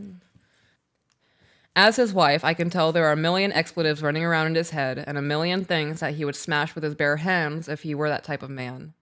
I am immensely thankful that he's not. Then why aren't you making changes? Because you're saying that this is because he gets tired of your shit and he's dealing with it really well most of the time until he doesn't anymore. Mm-hmm. So if you know that your man is having to tolerate your shit or exist with you while you're going through all of that, you really need to be getting that shit under control. And kudos for being able to like respond versus react, but you need to deal with the actual situation and not just the triggered emotions. Right. Yeah. I agree with that 100%. Yep. If you're pushing your man to a breaking point, eventually he's going to break. Yep. Well, I mean, it just happened. So let me elaborate that. I meant like he's going to leave the relationship. Oh, yeah. Or he's going to become a shell of who he was. That's more likely to be a thing. He's just going to become a shell of who he was. He's not going to try to help you anymore. Could be possible depression happening and being in the rut of life. Yeah, acceptance of this is just what it's going to be. Yep, there but not present. Continuing on. However, his frustrations might eke out in a snide comment that in the moment feels like a slap. And at that point, it's like two entities colliding. The force of the thing, seemingly small and meaningless, throws us both back. We retreat to our respective corners to breathe through the aftermath. If you have to retreat to your corners, that means you guys are fighting. Yeah. Or you wouldn't have used that phrase, retreat to your corner. Why is it getting to that point? Yeah. When you make a snide comment at me, I'm just using what she used as a descriptor. I pause everything and be like, what was that? Why did you just say that? Where did that come from? That's like it's definitely a slap to the face, but it's like, I would compare it more to, I was speeding down the highway, didn't recognize that there were train tracks. And before I hit the train tracks, a massive speeding bullet train went in front of me. Like I just barely escaped with my life. And it's an immediate pause of what am I doing right now? And why is this happening? Is that because that is not normal behavior? Yeah, because 100%. I'm willing to bet that there are a whole lot of people that's just their life. and they probably do it to each other. Yeah. And they think that that's just okay behavior or normal shit, and that's okay for them. No. Yeah, it's So- because it's not normal behavior. Right. If I say something out of the side of my neck to you, you do the same thing. Right. Because we don't talk to each other that way. Right. And I'm not going to allow that to ever become a normal thing. And if you did do that and I let it happen and I didn't say anything about it, it's going to happen again. Right. And if I'm doing it on autopilot, like I don't even recognize I'm doing this in the moment. Yep. I think that's a form of abuse. I do. What I do you believe mean? that. All of the negative shit talking and the name calling and talking out of the side of the neck, berating, and being super disrespectful. Yeah. Like, abuse doesn't just mean that you're getting smacked around. Like, psychological abuse is very much a thing. Yep. And it gets worse. Yeah. Because it might start off as like a snide ass comment or a shitty sarcastic reply to a serious conversation. Eventually it's going to be name calling. Like, it will always escalate. Yeah. Back to the email. Yep.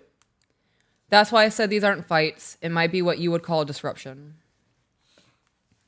The difference we recognize is that he gets over things very quickly, whereas I very much do not.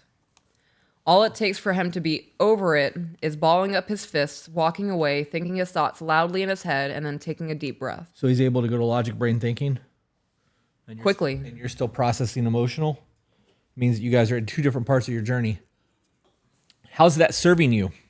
Holding on to it. All that anger and emotion while he's calm and cool and collect and gotten over it super quick, and you're still emotional and feeling the need to argue and fight. How's it serving you? And a possible fuck you level added because now he's not upset anymore. Right. How's it serving you? Yeah.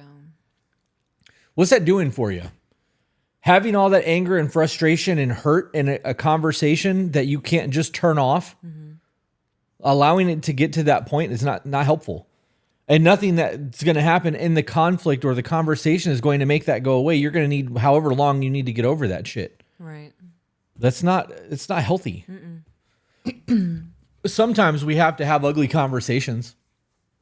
I fucking get that. Yeah. Hard conversations are going to happen. How you have the hard conversations matter. And that's the difference between a disruption and a fight. Yeah. Are we having this hard conversation with love behind it? Or are we having this hard conversation with, I can't believe you've done this? Right.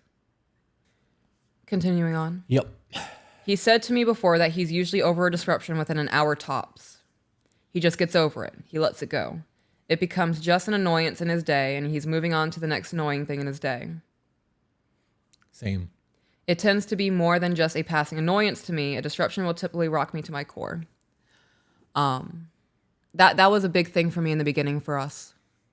I was so used to chaos and screaming and yelling and fighting and sleeping by myself for a few nights and all of these other kinds of things. That when we had our first disruption, and it lasted 6 hours, but there was no yelling or berating or calling me a crazy bitch or any of these things. And once we understood that there was a misunderstanding happening, it was resolved within 15, 20 minutes. I still felt fucked up afterwards because I was expecting the other shoe to drop. And now that we've been doing this for years, I'm over a thing in 15, 20 minutes. Not even that. If I'm feeling a certain way about something, I just tell you. And then you respond, and then it's done. That's it. Now, if it's like a super in-depth thing, and I'm emotional trying to convey myself to you, it's more likely to become a disruption. I'm already heightened emotionally. If I'm not okay, you're not okay. So if I'm emotional, I'm already aware that you're already going to be at a stance of emotional as well, because I'm not okay. You've said like I'm your life, and when your life's not okay, you're not okay.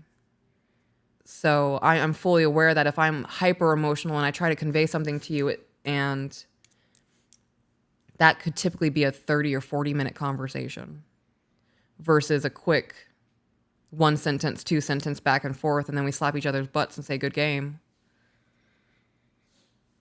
And that's taken time. Like I said, it's been years.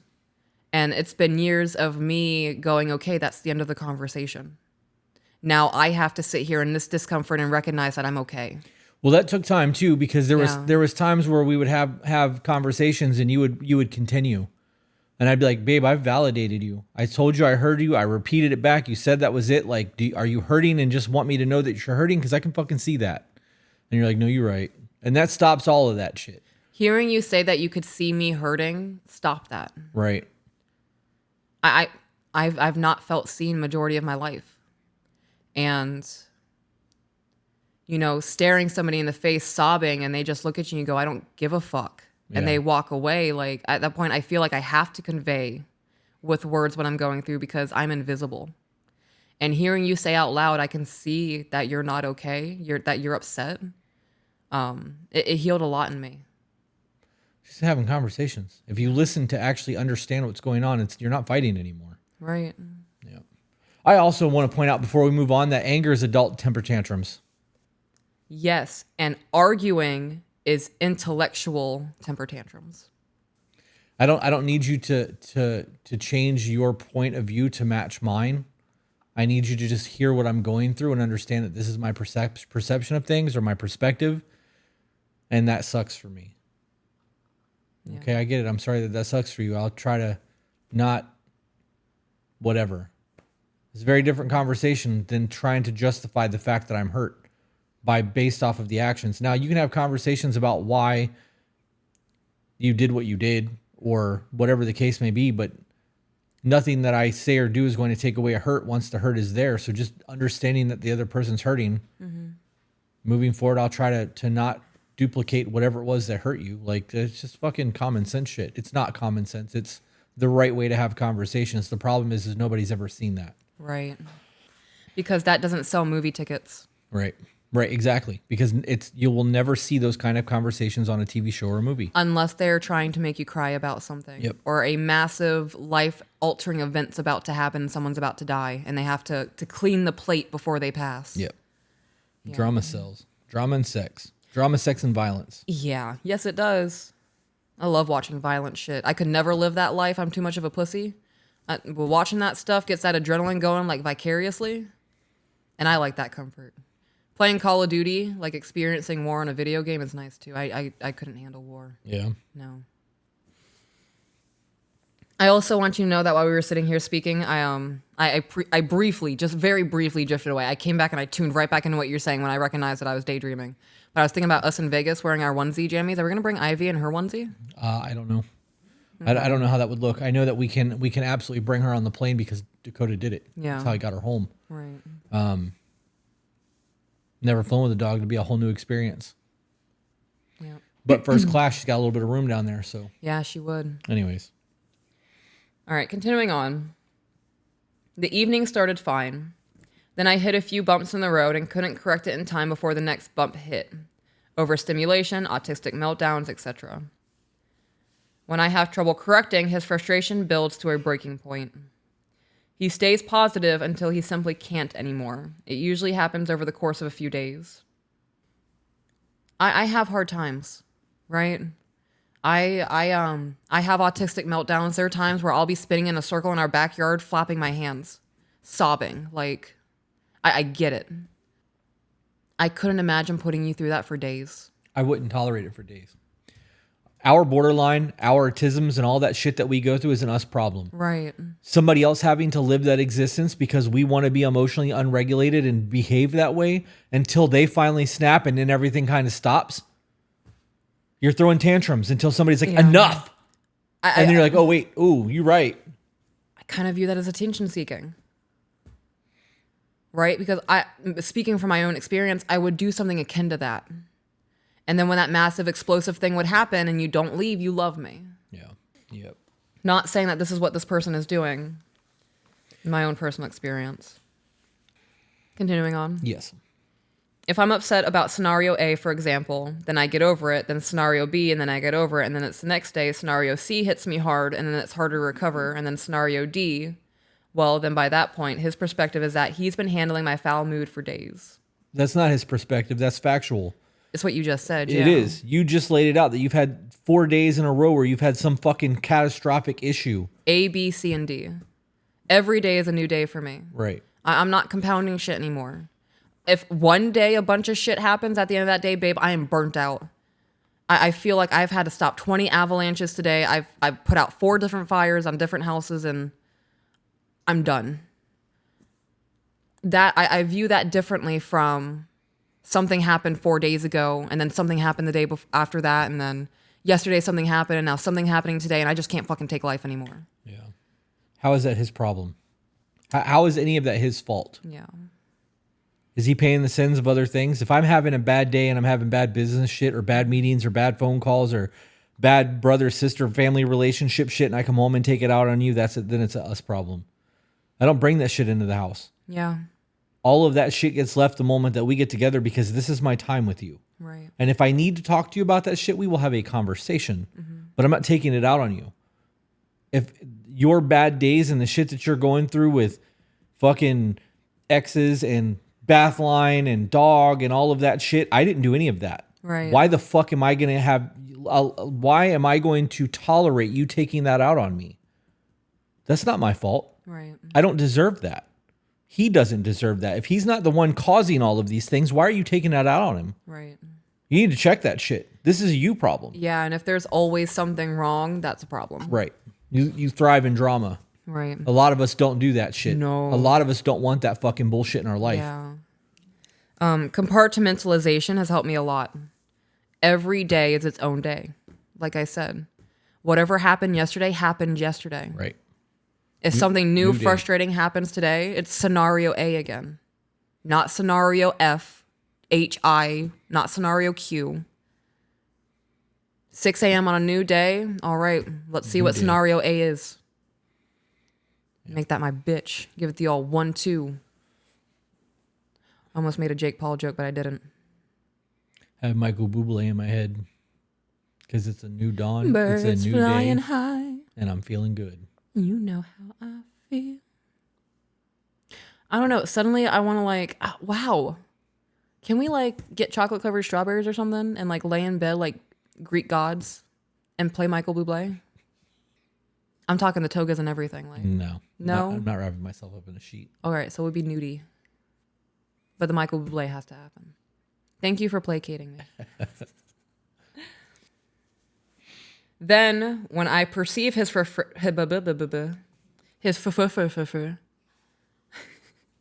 then when I perceive his frustration, no matter how mild or brief, I spiral into a temporary depression. Oh man, I'm gonna be honest. I read that and the first thing that came to my mind is, oh no, the consequences of my actions. Right now, And now I'm gonna sulk about it. and now I'm going to get depressed so that it's I'm not the victim. correct. That's exactly what that is. This is all attention seeking. I agree. That's how I'm viewing this. Very unhealed, very and I don't think it's purpose attention seeking. You're not doing this on purpose. I think you've lived your life this way. Maybe this started in childhood and you recognized you only got attention from your parents when you threw a fit about something, or they only tended to you and gave you affection when you were hurt. And if you weren't hurt, get the fuck away from me. It could be a whole plethora of things. I don't believe this emailer is doing this on purpose. I felt the need to throw that out there. Well, if you can recognize that there is a pattern, At that point, it's a choice. it's a choice. Yeah. Continuing on. Yep. I've tried to explain it like this. His corrections are like dodging something on the road. He swerves, he avoids hitting whatever, and then he's fine. Or he misses a turn, he swings around, and he course corrects. Mine is much more like a ship. I have more spoons. Oh, the more spoons I have from spoon theory, the smaller and more unmanageable my ship is. If I have little to no spoons left, my ship is like the Titanic trying to avoid an iceberg. This makes absolutely no sense to me because she didn't elaborate on spoon theory. Oh, you guys can see me over here stroking this plant. Spoon theory is a metaphor that helps people understand how chronic conditions, disabilities, or mental health issues can limit a person's energy. Okay. The theory uses spoons as a unit of energy to represent how much energy a person has available for daily tasks.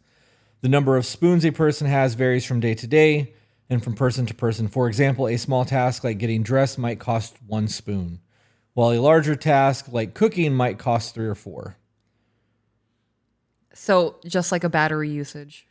Yeah. If I didn't get good sleep the night before, I'm still only at 80%. Right. But how is that his problem? Right. Right.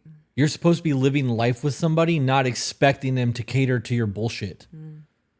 If I was mean to you all the fucking time because I can feel my sock touching my big toe and I'm having a fucking Tisman moment, I didn't pull it away before I put my shoe on. now it's your fault. I'm taking it out on you. I'm uncomfortable while we're out in public and I'm aggravated, so it's your fault. Fuck you. Yeah. That's not fair to you. That's No, it's not what not. teamwork looks like. Hey, babe, my toe is fucking causing some shit. Can we sit down for a minute so that I can correct this? Cool. 5 seconds, Yeah. correct it, and move the fuck on with our life. Your man is not responsible for your fucking nonsense. And that's what that is. If you're dealing with all of this shit and you're not doing anything about it and you're just being a fucking major asshole to your person, You're eventually- getting something out of this. right, until they get mad about it, and then all of a sudden you get depressed and you're the victim, like that's bullshit behavior. Like, people, I don't understand why anybody would tolerate that. If I would rather be alone than be miserable with somebody. Yeah. I agree with that 100%. You said something and I liked it and I had something to say, but then you continued on and you said more things that I liked and I don't remember. I remember.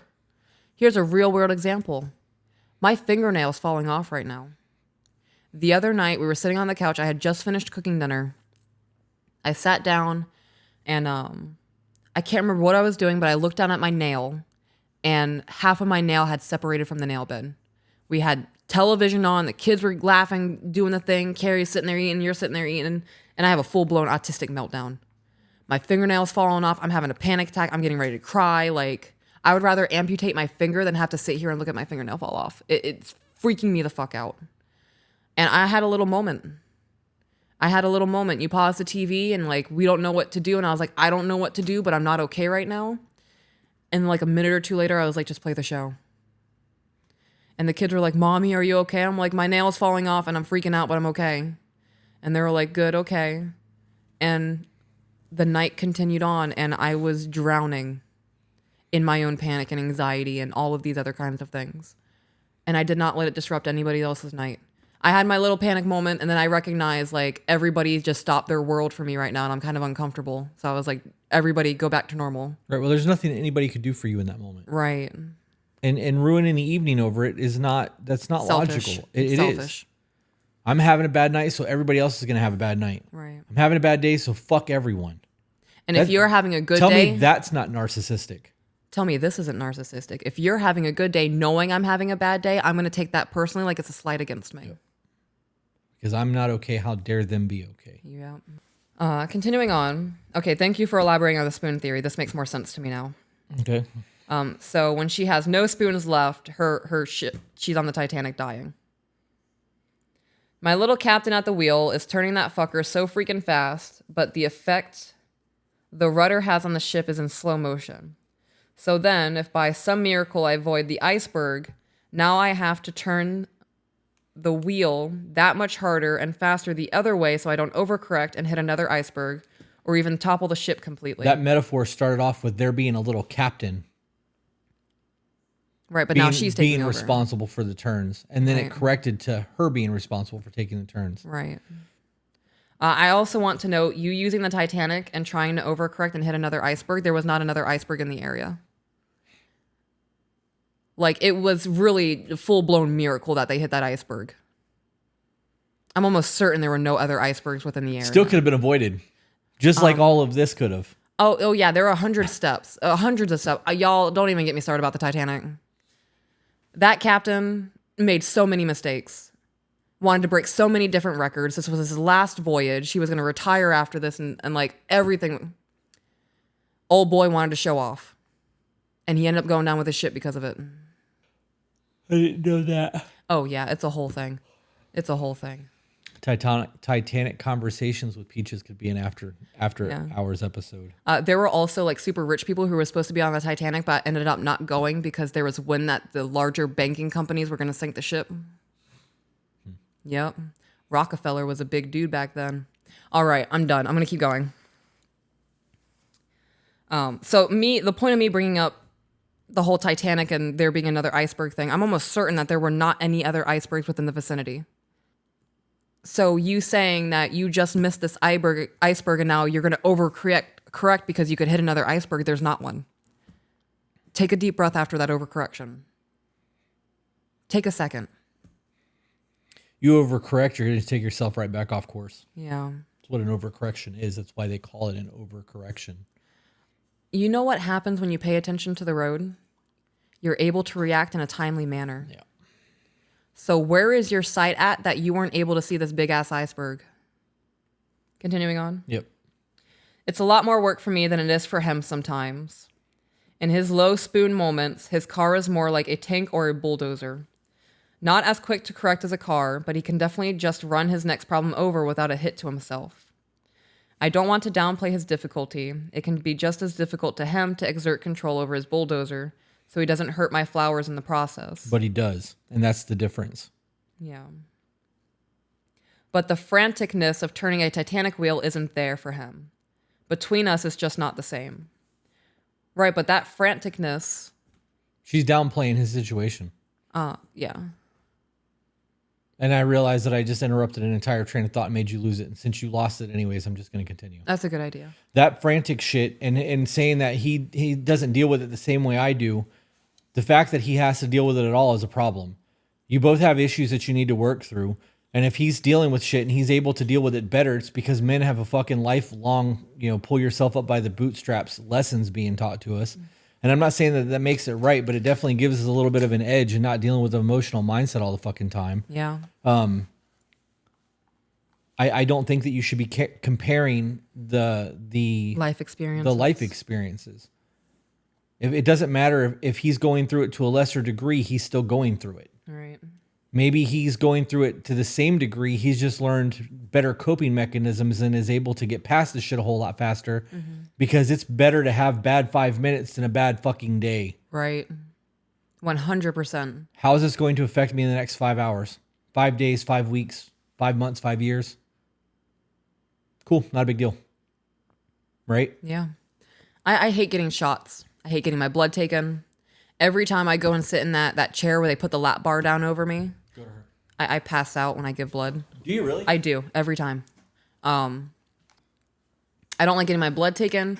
I don't like knowing that there's a needle actively sitting in my vein right now and there's life sustenance leaving me. It's a thing. But I sit there and I go through it. And I've started paralleling the discomfort of drawing blood or getting a shot to having a disruption with my husband. It has to get done. I'm doing this for the betterment of my health or whatever reason. And it's going to be over in 5 seconds. If I can endure the pain of, or the psychological whatever I do to myself, I hate it so much. I get the same panicky feeling when I have to come to you with something. It could be anything. I'm starting to feel guilty about texting you that I want to smoke. Like I'm a burden or an inconvenience. I know, it's so stupid. And I don't remember where I was going with that. Because I wasn't expecting to say that out loud. I mean, that's absolutely a you problem too, because this shit doesn't faze me at all. I'm aware. My goal is to be like, hey, you don't really want Right. to smoke, you're bored right now, or whatever it is that you're going through, or just like, it sucks, but you'll get through this. Like, I'm supposed to be a support system. Right. Doesn't faze me a bit. What did I say before that? You were talking about taking care of the psychological aspect of feeling what you're feeling when you're giving blood. Oh yeah, and it pops up new things pop up all the time that I'm worried about that sting of telling my husband because I'm waiting for the other shoe to drop. And when the other shoe doesn't drop, it makes it easier to do it. Continuing on. Yep. I can't blame him for being frustrated, but I also feel stuck in the cycle of worthlessness. I did this, I caused this, I'm a terrible person. See there, he's frustrated. He'll just keep going at that direction until he hates me. He's probably already halfway there. He probably secretly hates me. Why do I have to be so different? Why can I not just correct like he can? Why do I have to drag everyone down? Why did you not learn how to actually do it instead of reverting to a victim mentality and pity me, poor me, poor me, poor me, poor me? Because that's what that is. I did this, I caused this. You're correct. Everything beyond that statement is a choice. Mm-hmm. You can either ask yourself, I caused this and I did this. What can I do to prevent it in the future? Or you can just revert to the victim of, I'm a piece of shit. That's it. And what's that solving? Because it turns you into the victim.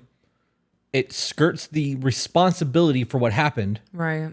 Oh, babe, it's not that big of a deal. We'll get over it. And then things just go back to normal. You have no consequences of your action. That's abuse. Yep. He'll just keep going in that direction until he hates me. He's already probably halfway there. That's self-destruction. You're doing that. If you are telling yourself that, it's going to bleed into reality. He might not hate you, but he's definitely going to get tired of your shit. That's what I would be worried about. Not my husband hating me, getting so tired of me that he doesn't view me the same anymore. You ever drop your phone? You really asking me that? Mm-hmm. I dropped my phone last night in front of you. Yeah. Did you pick it up and go, well, dropped it? No. No. There was a panic of, oh my God, is it okay? I pick it up and I examined it and threw it on the couch. If it was broken, would you have picked it up and slammed it on the floor repeatedly to make sure that it was really broken? No, I would have been pretty peeved with myself. Yeah. I can't believe I've done this. Now I'm going to have to get a new phone. I'm going to have to live with this for a little bit, and next time I have to be more careful. So you can apply that to this situation that we're talking about now with the emotions. You can apply that to a diet.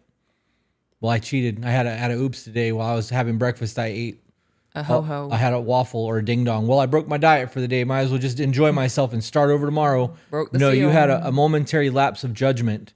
Course correct properly and finish the rest of your fucking day strong. That one moment of your day does not dictate the entire fucking day. That one bad choice, that one bad thought, that one bad moment is not your existence for the full 24 hours of your day. Right. It doesn't carry on to the next day or the day after that. You had a fucking bad moment. You accept the fact that it happened We move on. and move the fuck on. I think that's hard for so many people because their parents did not allow it to move on. I was in the early morning reading this morning with the kids, and we sat down. They were looking at the books that they were having, and there was a little girl sitting across from us with her grandfather. And her grandfather said, we're going to read these books in here today, and you're going to read with this one in class so you can take an AR test on it. The school does AR testing to see how far along the kids are with their comprehension and reading. She started throwing a fit. I want to read it right now. And Grandpa's like, we're not doing that. I said, you're going to read it in class. You're going to take a test on it. She said, okay, Grandpa. And then he kept going. Why do you got to be like this? I can't believe you're doing this. We can leave right now. She told you, okay, Grandpa. She dropped it. I almost said something. I would have. I almost said something. He stopped. He stopped after he said that, but I almost did. Like, I also don't want to cause a scene in front of a bunch of kids in a child's library at my kid's school. I'd have been like, you realize you just did the same thing she did. Right. And he'd be like, what do you mean? I'd have been like, well, she said, okay, Grandpa, and then you fucking continued. Yeah. You had an adult tantrum the way that she started to over wanting to read the book right now. You want to know where she's getting this from. That's the behavior you're trying to correct right now. You're showing her that it's okay to continue doing it because you're bigger than she is. Well, you just gave me permission to do that. Fuck yeah. What's the worst that's going to happen? Babe, some fucking 80-year-old man just got mouthy. You're going to have to come break his hip? This is Sparta, motherfucker. Batten. I love you. It's just easy for me. They're old. Right. Oh, man. Oh my gosh, Zach, you're right, though. I feel like Chris is a little upset today. What did I miss? Wow, where did that come from? Whatever. It's been a fucking great episode. Yeah. A lot of fun. Y'all, Lots of laughs and smiles. I know y'all mean that in a very nice way. Zach said I ran out of conditioner. I know that comes from a good place, but projecting emotions onto us makes us feel like shit. It does. It's all right, though. It's going to happen. Yeah. We are in the public eye. I get it. All right, continuing on. Yep. I call them brain herpes. Wow. They scream as loud as Oh, thunder. come on. That was the thing? Come on. That was the thing? Oh, I'm going to eat it anyways. No, but Google herpes of the eye. I don't want to. No? Are you sure? Because now you can just picture that on a brain. That's where that went. I'm going to eat this food. I don't give a fuck. You could pull it up on the TV and I could look at it and still eat this food. I'm going to be all right. You are a different breed. I just don't give a fuck. As long as I don't have to smell pus while I'm eating, I'm golden. That's the limit. It says harpies. I could even. Oh, okay, that makes a whole Brain harpies. That's a whole different conversation then. I could even watch Harpies. somebody getting their eyeball stabbed with a needle while I eat. I don't give a fuck, and I don't do eyeballs or teeth. Yeah, I could watch Grey's Anatomy while eating. I think it's the gross other things. You're welcome. All right. My mistake is your win, Lilo. I call them brain harpies. It was not herpes, everybody. It was harpies. Damn it, I liked herpes better. They scream as loud as thunder. All the vile things I think or have ever thought about myself. They replay negative moments from my past, present, and even pretend ones from my future like a bad flashback on repeat. After the collision, we usually don't talk to one another. He's busy calming down and getting his emotions in check. and I'm busy feeling depressed and battling brain herpes. So I want to pause here and say Brain herpes? something that I have implemented myself to help me curve my negative self-thoughts and all of the depressing things that I tell myself. If I wouldn't say this to 6-year-old me, why am I saying it to me now? And now I ask myself, if I wouldn't say this to my 6-year-old daughter, why am I saying this to myself? You know what I just thought? What? I don't envy you. Why? Because you have that cilantro soap thing. I do. And I'm eating this pico and I'm like, man, I fucking love this shit. I would really enjoy pico too. That really sucks for you. Yeah, it ruins every dish it's in for me. All I taste is soap. You got the soap, Gene? If I smell it, it makes me feel sick. Yep. It tastes so good. Can you take the camera off of him? I feel like you opening your mouth that big is something only I should see. I don't know. I didn't like that. I don't want them seeing that.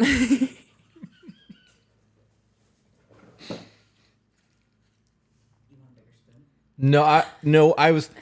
Put the camera back on me. I just want to let you guys know that it took everything I had not to slam my entire face into this. And when I came back up and had Taco Bell shit all over my face, I could be like, it's like a booty. You... She made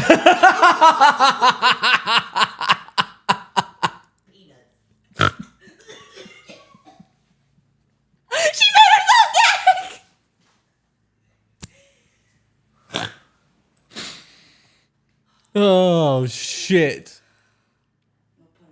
Oh my god.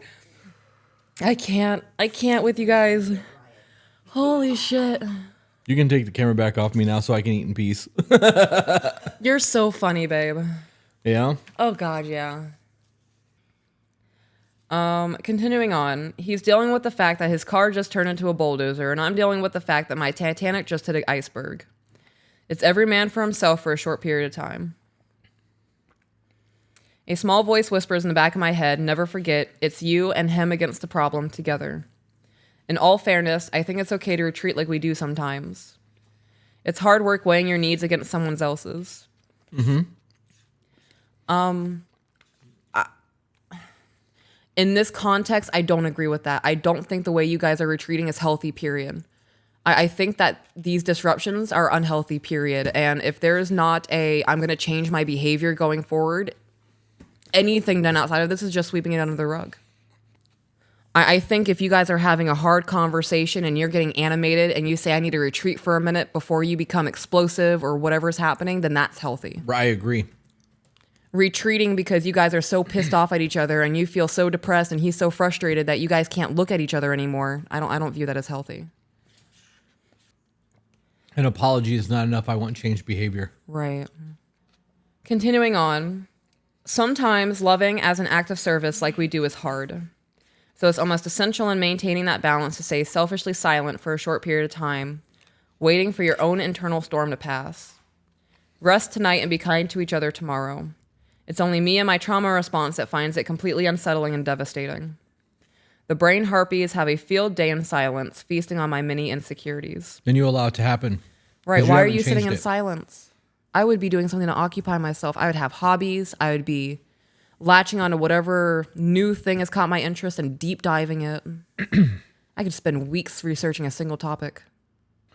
Yep. Also get to the root of the trauma. Why are you triggered right now? If you can't combat your triggers, you're going to be triggered by everything. Continuing on. Never forget, it's you against him and the problem together. The healthy trick I'm trying to implement is to first identify the problem, the true problem, and then imagine recruiting your partner for help. Okay, so then you need to pause all of that. That's where that pause comes in. I don't know what the fuck just happened, but I really don't like how that made me feel. We're putting a pause on this. Yeah. I don't want this to go any further. We will absolutely pick this conversation back up. I need to go cry for 10 minutes. Let me figure out what the fuck just happened. I'm going to tell you what just happened. And then we're going to work on that after we work on whatever you're bringing to me right now. Yeah. This is a great first step. It is. Continuing. Yep. It changes the atmosphere of the conversation from one of helplessness and complaining to one of conversation and teamwork. That's it. You're not just dumping it all on him because he's there. You're simply picking the right man for the job and being willing to carry your half of the load.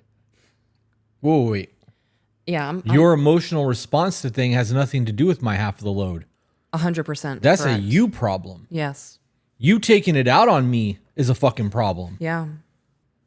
I support you in your moments where you need it. If you're having a hard time emotionally, you just need to get something out, I'm there.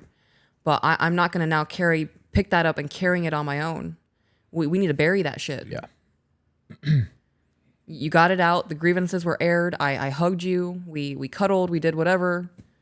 Went and got dinner and watched a movie and reconnected. And whatever that was, nobody's carrying it anymore.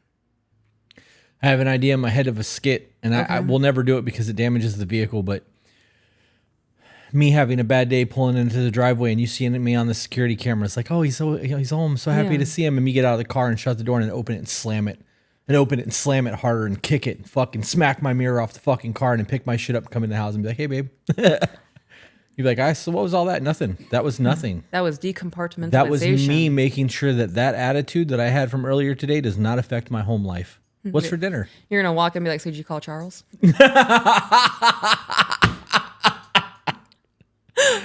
Damn. Yep. Nope, but I will. You're right. Because that's how that's going to get fixed. I'm so glad you're home, babe. I love you. You'll have to clip that, Carrie, so that I can actually send that to Charles. That's a fucking ad for his business. He's going to get a kick out of that, yeah. That was good, babe. You're fucking slick. Thank you. That was good. Oh, yes, golf claps. Thank you, Carrie. Witty humor for the win. Come on, Tubby. Yeah. Did you hear me clacking around the house yesterday? I thought that's why you were laughing.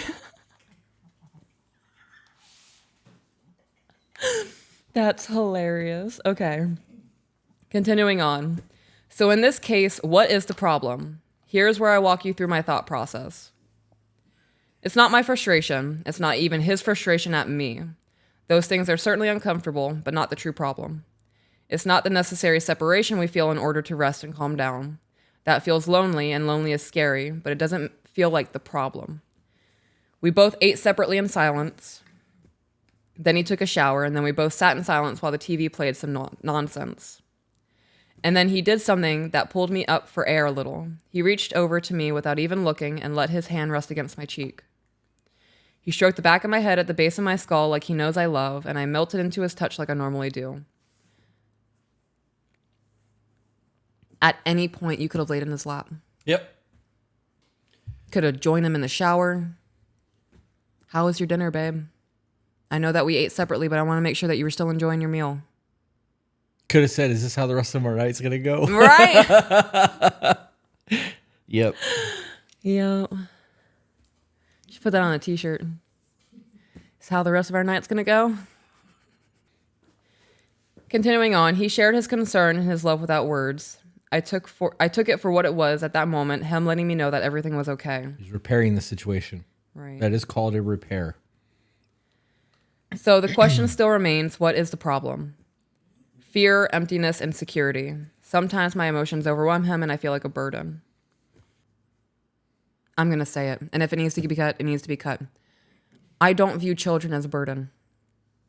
I don't view handling disabled people as a burden. I don't view helping somebody through a crisis as a burden. If there is somebody who is unwilling to acknowledge or change their known problematic behavior and continue to make my life hard because they don't want to change, I do view that as a burden. If I say, don't slam your hand in the door, and you look at me and go, and then I have to take you to the hospital. that's a burden. Yeah. And I'm not saying that to spike anxiety or to make someone feel like shit. You are going to self-destruct and push the person that you love away because it's too hard to change. It's too scary to change. I don't know any other way to handle this. We're looking for answers. Yep. That's why they emailed us. Yep. It's not his responsibility to fix anything, no matter how much he clearly wants to. I've told him this over and over. So how can he help? How, instead of complaining at him to fix it, or him feeling helpless like he can't fix anything, can I recruit him to help? Holy shit. So you complain at him to fix your emotions? That's what it sounded like. It's not somebody else's job to heal you. Right. If I'm having a hard day, babe, can you come give me an extra long hug? Babe, I feel like unaliving myself today and I feel like I'm going to have a breakdown. Can we watch Fight Club tonight? Yeah. Or the thing that you said and then now fix it. See how two very different outcomes. Two very different scenarios. Two, I can be there for you and watch Fight Club. Mm-hmm. We can have cuddle time and lay down together because you've told me what you need to feel better about the situation. I want a little makeout sesh too. But I can be there to be a part of that, but I can't fix the situation. I can't make you not feel that way. Right. So my advice in this is he can't fix it. There's nothing that he can fix. He acknowledges that he can't fix anything and he feels helpless in that. Have you acknowledged that he can't fix anything? Because if you haven't acknowledged that, you're feeding into a delusion.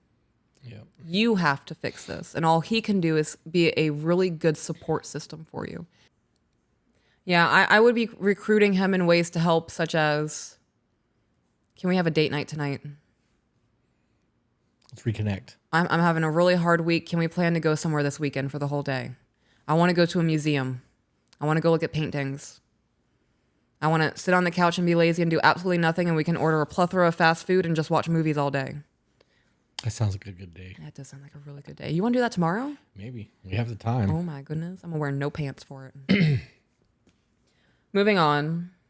I think it's mostly the length of separation. Separation and silence affects me more deeply than it does him. Oh, I disagree with that 100%. I don't think separation is the problem here. I think the problem is you don't know how to cope. Yeah. I think separation is a side effect of the fallout. Separation and silence affects me more deeply than it does him.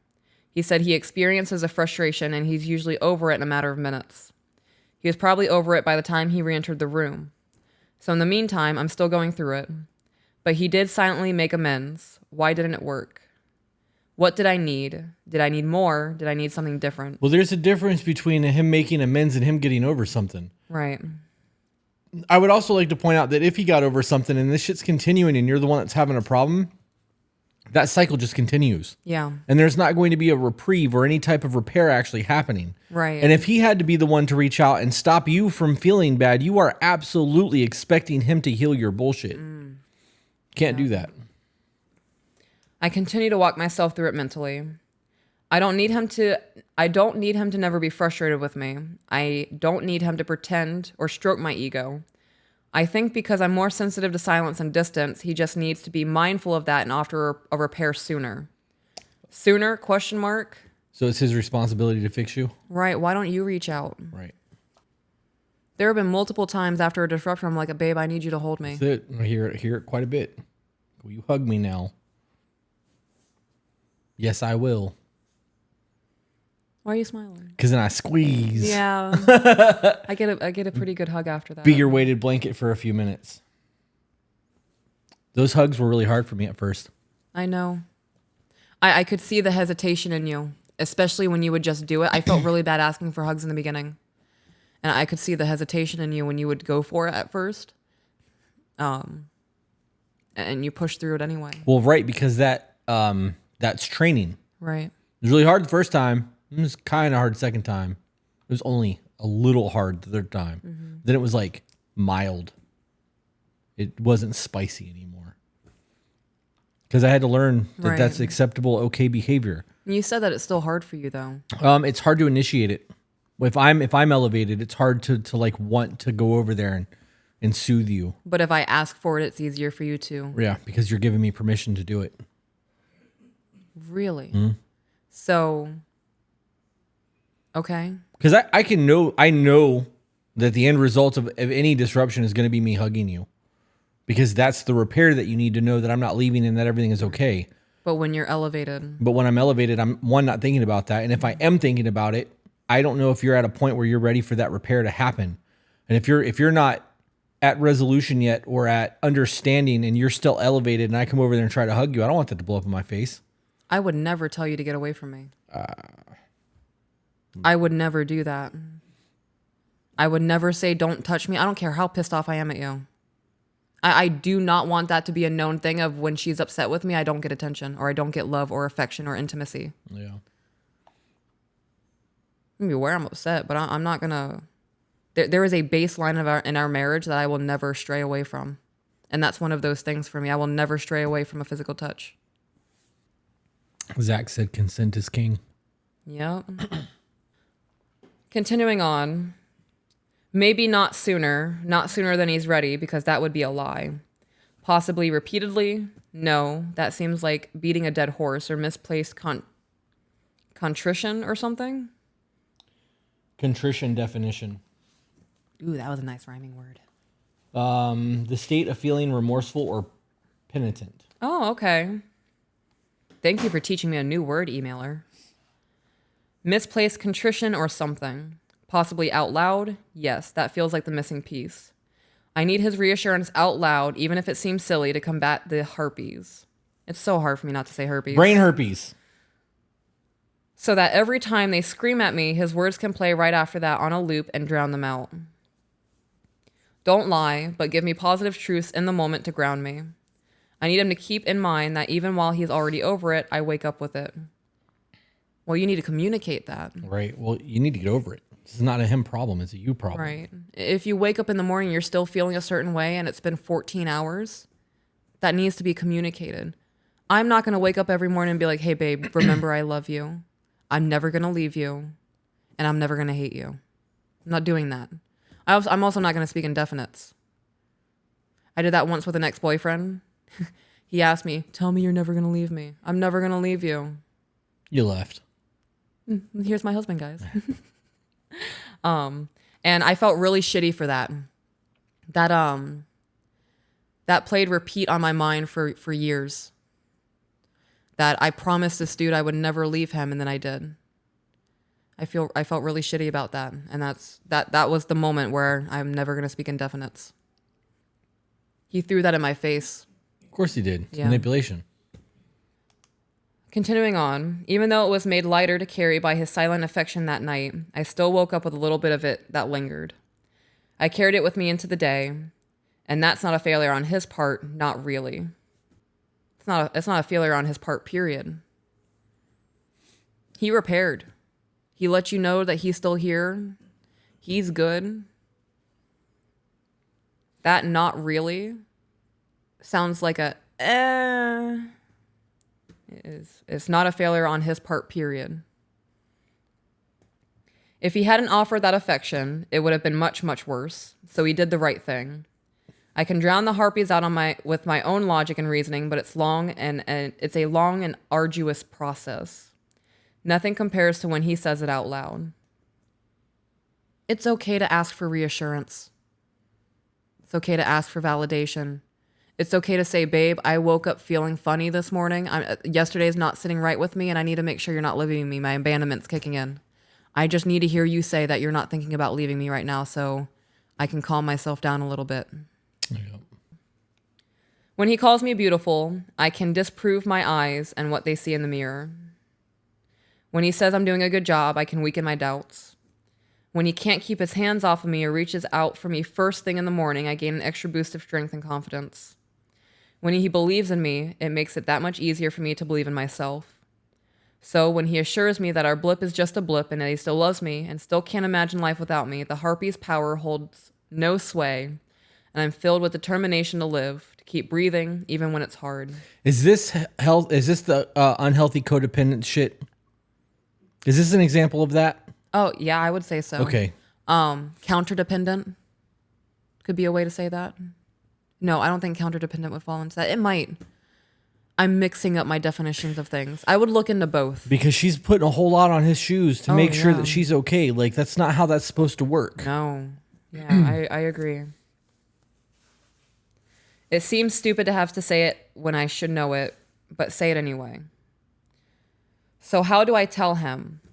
How do I let him know that this is what I need while still being his wife, encouraging and bolstering him up? Just like that. Yep. Problem is you need to be doing the work and not expecting him to fix the shit. Right. It's one thing to be like, hey, we just went through conflict. I need you to hug me right now. Can you validate that you're not leaving? That's very different than expecting him to be the one to I'm constantly such repair. a piece of shit. You deserve better than me. I need to know that you're not going to leave me. Right. I want to get Lilo a Bane mask. Yeah. I was born in the darkness. Born in the gingerness. Born with that attitude. I've been sitting here fucking with her the whole time she's been in my lap. Yeah. Yep. It's my fidget toy. Continuing on, I feel like in the interest of getting our needs met, we can sometimes forget the role we play or set it aside like it isn't still important. I am an individual and should treat myself as such. But I should never forget that I am still half of a whole. I am his wife. His wife knows who he is. His wife invests in his success. His wife holds space for him and encourages him. I am my husband's wife and I do all of those things. But as my husband's wife, I also know who I am. Right. And that's the reason that you're in love with me. If she's half of a whole and she feels like she's less than and she's not doing the work to actually be that half, she's not half of a whole. She's a quarter of a whole. Yeah. And there's something missing otherwise. And you can't be the version of you if you were to regress and start becoming who you were and have that mindset. Right. What is, so not speaking to this email, like specifically, anybody who is going through this kind of situation right now, what are you going to do when your person decides to leave you? What are you going to do to regulate then? What are you going to do to feel okay? There's not going to be anyone else there anymore. Right. You're going to be completely on your own, and there's not going to be another entity in the room to fix you. So are we going to sit here and be broken, or are we going to learn how to fix ourselves? I learned how to fix myself, and my life is thriving because of it. Do I still struggle? Do I still have hard days? 100%. Are there days where I wake up and I want to unalive myself? Yes. But it is far less astronomical than it was 5-10 years ago. I would put myself through everything I've gone through again just to get to the point where I am now. And I'm only going up from here. Yep. Continuing on. Yep. I guess what I need to convey to him is the power his words and beliefs have. That I am in an agony of my own making until he says these words. It's not his job to fix my emotions. I don't want him to lie or pretend. But if he could just recognize in himself when he's ready to move forward that it's his cue to encourage me in that moment and reassure me. Okay, I'm going to be honest. I'm starting to get a little bit pissed off. If our son was with a woman like this, I would view him as being abused. Manipulated. What do you mean his cue to reassure you? Communicate. Say that you need something. This whole helpless, defenseless, I can't take care of myself does not do it for me, especially coming from a woman. Do you know who the fuck we are? We bring life into this world. We turn hard men into soft, gentle ones. I don't do this pity me mindset. And I say all of that as a mom with tough love, not a random bitch trying to make someone feel bad about themselves. Right.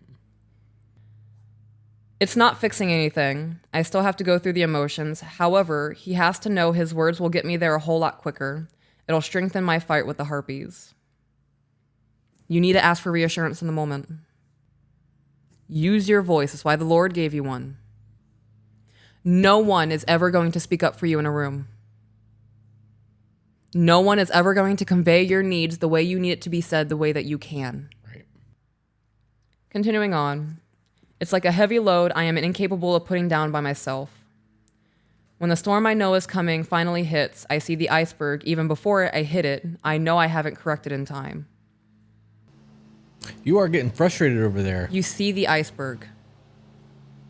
You know it's coming, and you're doing absolutely nothing to move your ship.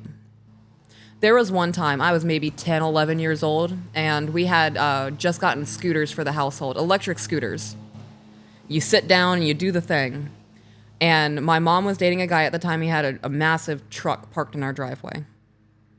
And I was riding the scooter up into the driveway, and I knew I was going to hit that truck, but I did absolutely nothing I face first.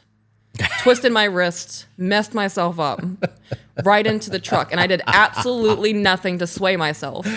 Was it fear? It was hyperfixation. Yeah, okay. You look where you're going. Right. And I was just looking at the truck. You look down, you're going to go down. You were like, there's that truck. Better not. Bam. Right. And like, I remember my mom distinctly yelling, "Miss the truck. Miss the truck." And pff, I knew it was there. I saw it coming and I did absolutely nothing to save myself. I feel bad for 10-year-old little you, but I'd have laughed. Yeah. Even if it was my truck, I'd have laughed. I don't think there was a dent in it. I was going pretty slow too. I could have stopped. Could have hit the brakes. Could have shifted the scooter by 5 degrees. Could have jumped off of it. Ghost ride the scooter to the truck to save your face. Yeah. A lot of things could have been done to avoid me hitting a truck with my face. Mistakes were made. And none of them were taken. You just said, when the storm I know is coming finally hits, I see the iceberg even before I hit it. I know I haven't corrected in time. So what you're doing right now isn't working. You're not correcting in time. We need to find new things to cope to correct. I don't know what you're doing to cope to correct. You said one thing that you were thinking about using him as a teammate. I'm going to scroll up a little bit because I'm not going to put words in your mouth. The healthy trick I'm trying to implement is to first identify the problem and then imagine recruiting your partner for help. That is the one thing that I've noted you've mentioned on trying to correct this. We've offered a lot to course correct. I'm sorry that you're frustrated. You don't have to apologize for it. It's visible. Yeah. Need a hug? I want to smoke. No, you don't. But yeah, a hug would work. You want to use that I'm frustrated as an excuse to smoke. Yeah. Am I being shitty? No. I can just tell that your energy shifted. This email got to you. I'm becoming very, very frustrated with this. I try very hard in the beginning to be understanding, and I just try to be understanding and cool, calm, and collected. I've been frustrated this whole time, but the frustration's compounding, and I can't believe that somebody lives this way. Chooses to live this way. Right. Because she knows it's a thing, which means she could change it. And it's so easily fixable. I think that's what the root of the frustration is, or part of the root of the frustration. There's multiple branches. This is a very well-established tree at this point. One of the roots of this frustration is so easily fixable, but she's so hyper-fixated on the pity part of it. Continuing on, I hold on to everything for dear life, even the bad things. My invisible illness come in waves, and I can sometimes see a wave coming and batten down the hatches just so my anxiety and my frustration doesn't leak out and hurt the ones that I love. It sounds like it does, though. Sounds like she's allowing it to be an excuse for it to happen. We're not manning down the hatches and all these other kinds of things. We're going to avoid the iceberg. Stop focusing on manning down the hatches and focus on course correcting to not hit the iceberg. Learn how to properly navigate. Then you don't have to course correct or batten down the hatches. Since we're using metaphors. That's a good one, yeah. You remember in the 80s when they had like the jazzercise and the ladies wore the leggings that were halfway up their legs? Yes. Look at her legs. Oh, yeah. She looks like she's wearing white, leg warmers. Right? Yeah. All right, ladies, get it together. Here we go. And 1 step, 2 step. And 1, and 2, and 3, and feel the burn, and 5, and 6, and breathe. She's like, why are you doing this to me? I love it. That's so funny. Yes, you. Little Lilo. No, no, that's not what I wanted. Here I am. Oh, gosh. Okay, come on. I've been sitting here torturing that dog the entire time you've been reading. I've stuck my fingers in her ear. I've booped her snoot with the fucking pen cap. And Carrie's been witnessing all of it. So even though I kind of was like, what are you laughing at a minute ago? That was 100% my fault. Yeah. You get some gentle lovin's now. All right. Was she trying to lick you like mad? No, because I would just move my arm and then I would fuck with her again. Oh, yeah. All right. She's manipulating you for attention. That bitch. Right. Iggy said, so if you become self-aware, of that fact that you act the way the emailer does, what reassurance can you say to your partner so that they know that you're still the other half of the whole? Acknowledge your behavior. Don't just say, I know last night was rough. Acknowledge I flew off the handle. I know that I was very anxious and I was saying shit out of the side of my neck and I am sorry. Say the things that you said. And going forward, I'm going to try to not be this way. Right. Absolutely handled that in a very poor manner. Yeah. Probably could have done better. I'm working Very on unbecoming of me. And I recognize that's not why you fell in love with me. that. Right. I'm working on it. I'm working on it. Just want you to know that I'm aware and I'm going to work on it. It goes a long fucking way. Mm-hmm. Because then when it happens again, he can be like, hey, remember that behavior you said you were going to work on? This is me holding my wife accountable. We're better than this. Right. Yep. Not you're better than this. Not I'm better than this. We are better than this. Yep. I need him to help me put it down. Oh, when the storm passes, I don't know how to loosen that grip. I need him to help me put it down. I need him to gently put his hands on mine and lovingly pry my fingers back slowly and kindly. I need to hear what will happen next. We're going to put this down. We're going to breathe, and everything will be okay. I need to hear him say he loves me, or even, I want to love you. I want to hold you.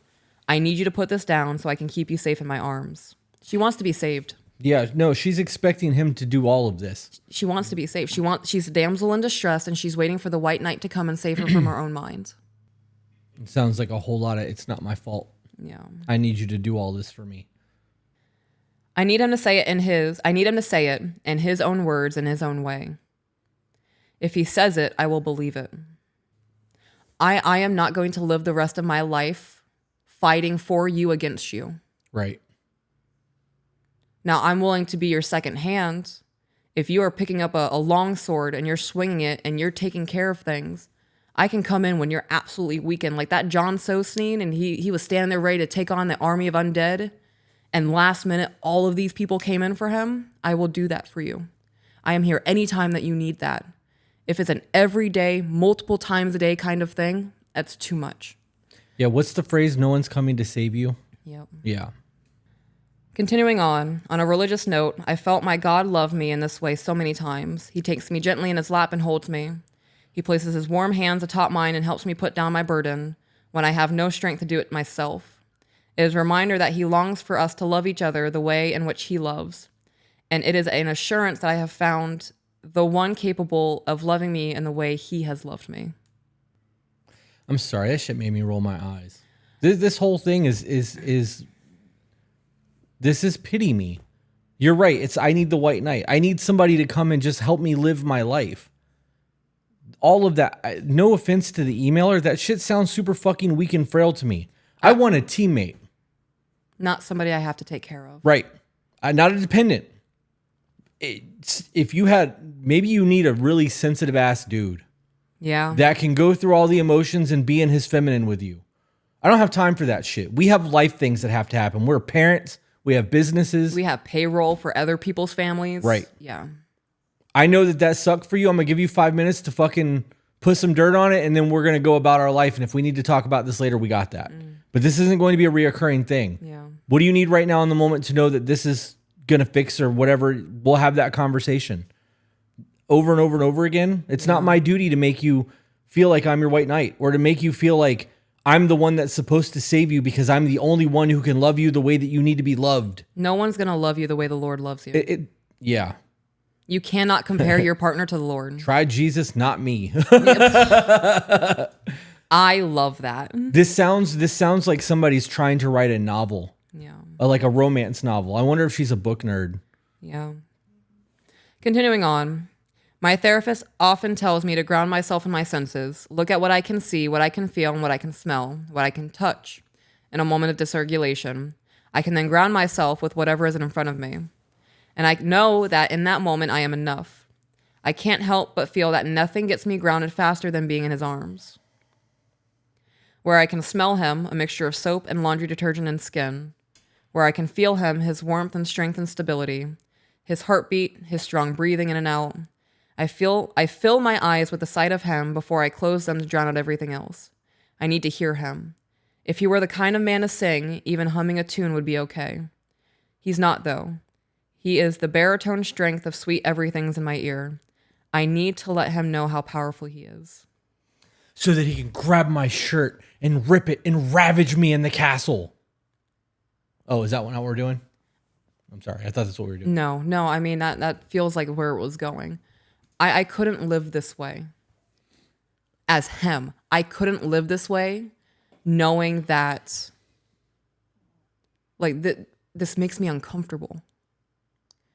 This makes me feel like this person has no sense of self and they are banking on everything about their partner. That's what I was getting at earlier. This would make me uncomfortable. This would make me very, very uncomfortable as a person in a relationship. I like being independent. I like knowing that I have my shit covered, and if I need help, I can just ask my man for it. That's where it's supposed to go. That's it. That's the teamwork. Right. We have to be real though, and we have to understand that there are people out there that don't have the same level of energy that we have. Right. That don't have the drive, that don't have the hustle or whatever you want to call it. Maybe she just needs a super in his feeling feminine ass dude. Like I don't know. I don't know. The emails become very, very repetitive. I've got to be honest, I lost interest in it quite a while ago. And you're getting frustrated, and like I could tell you're getting frustrated, Yeah. but we are literally repeating the same shit over and over again. Yeah. So I think we should wrap up. I know that you got to get the kids. It's 2:12. Oh yeah, I gotta get going. So this has been fun. We're 3 hours. Yeah.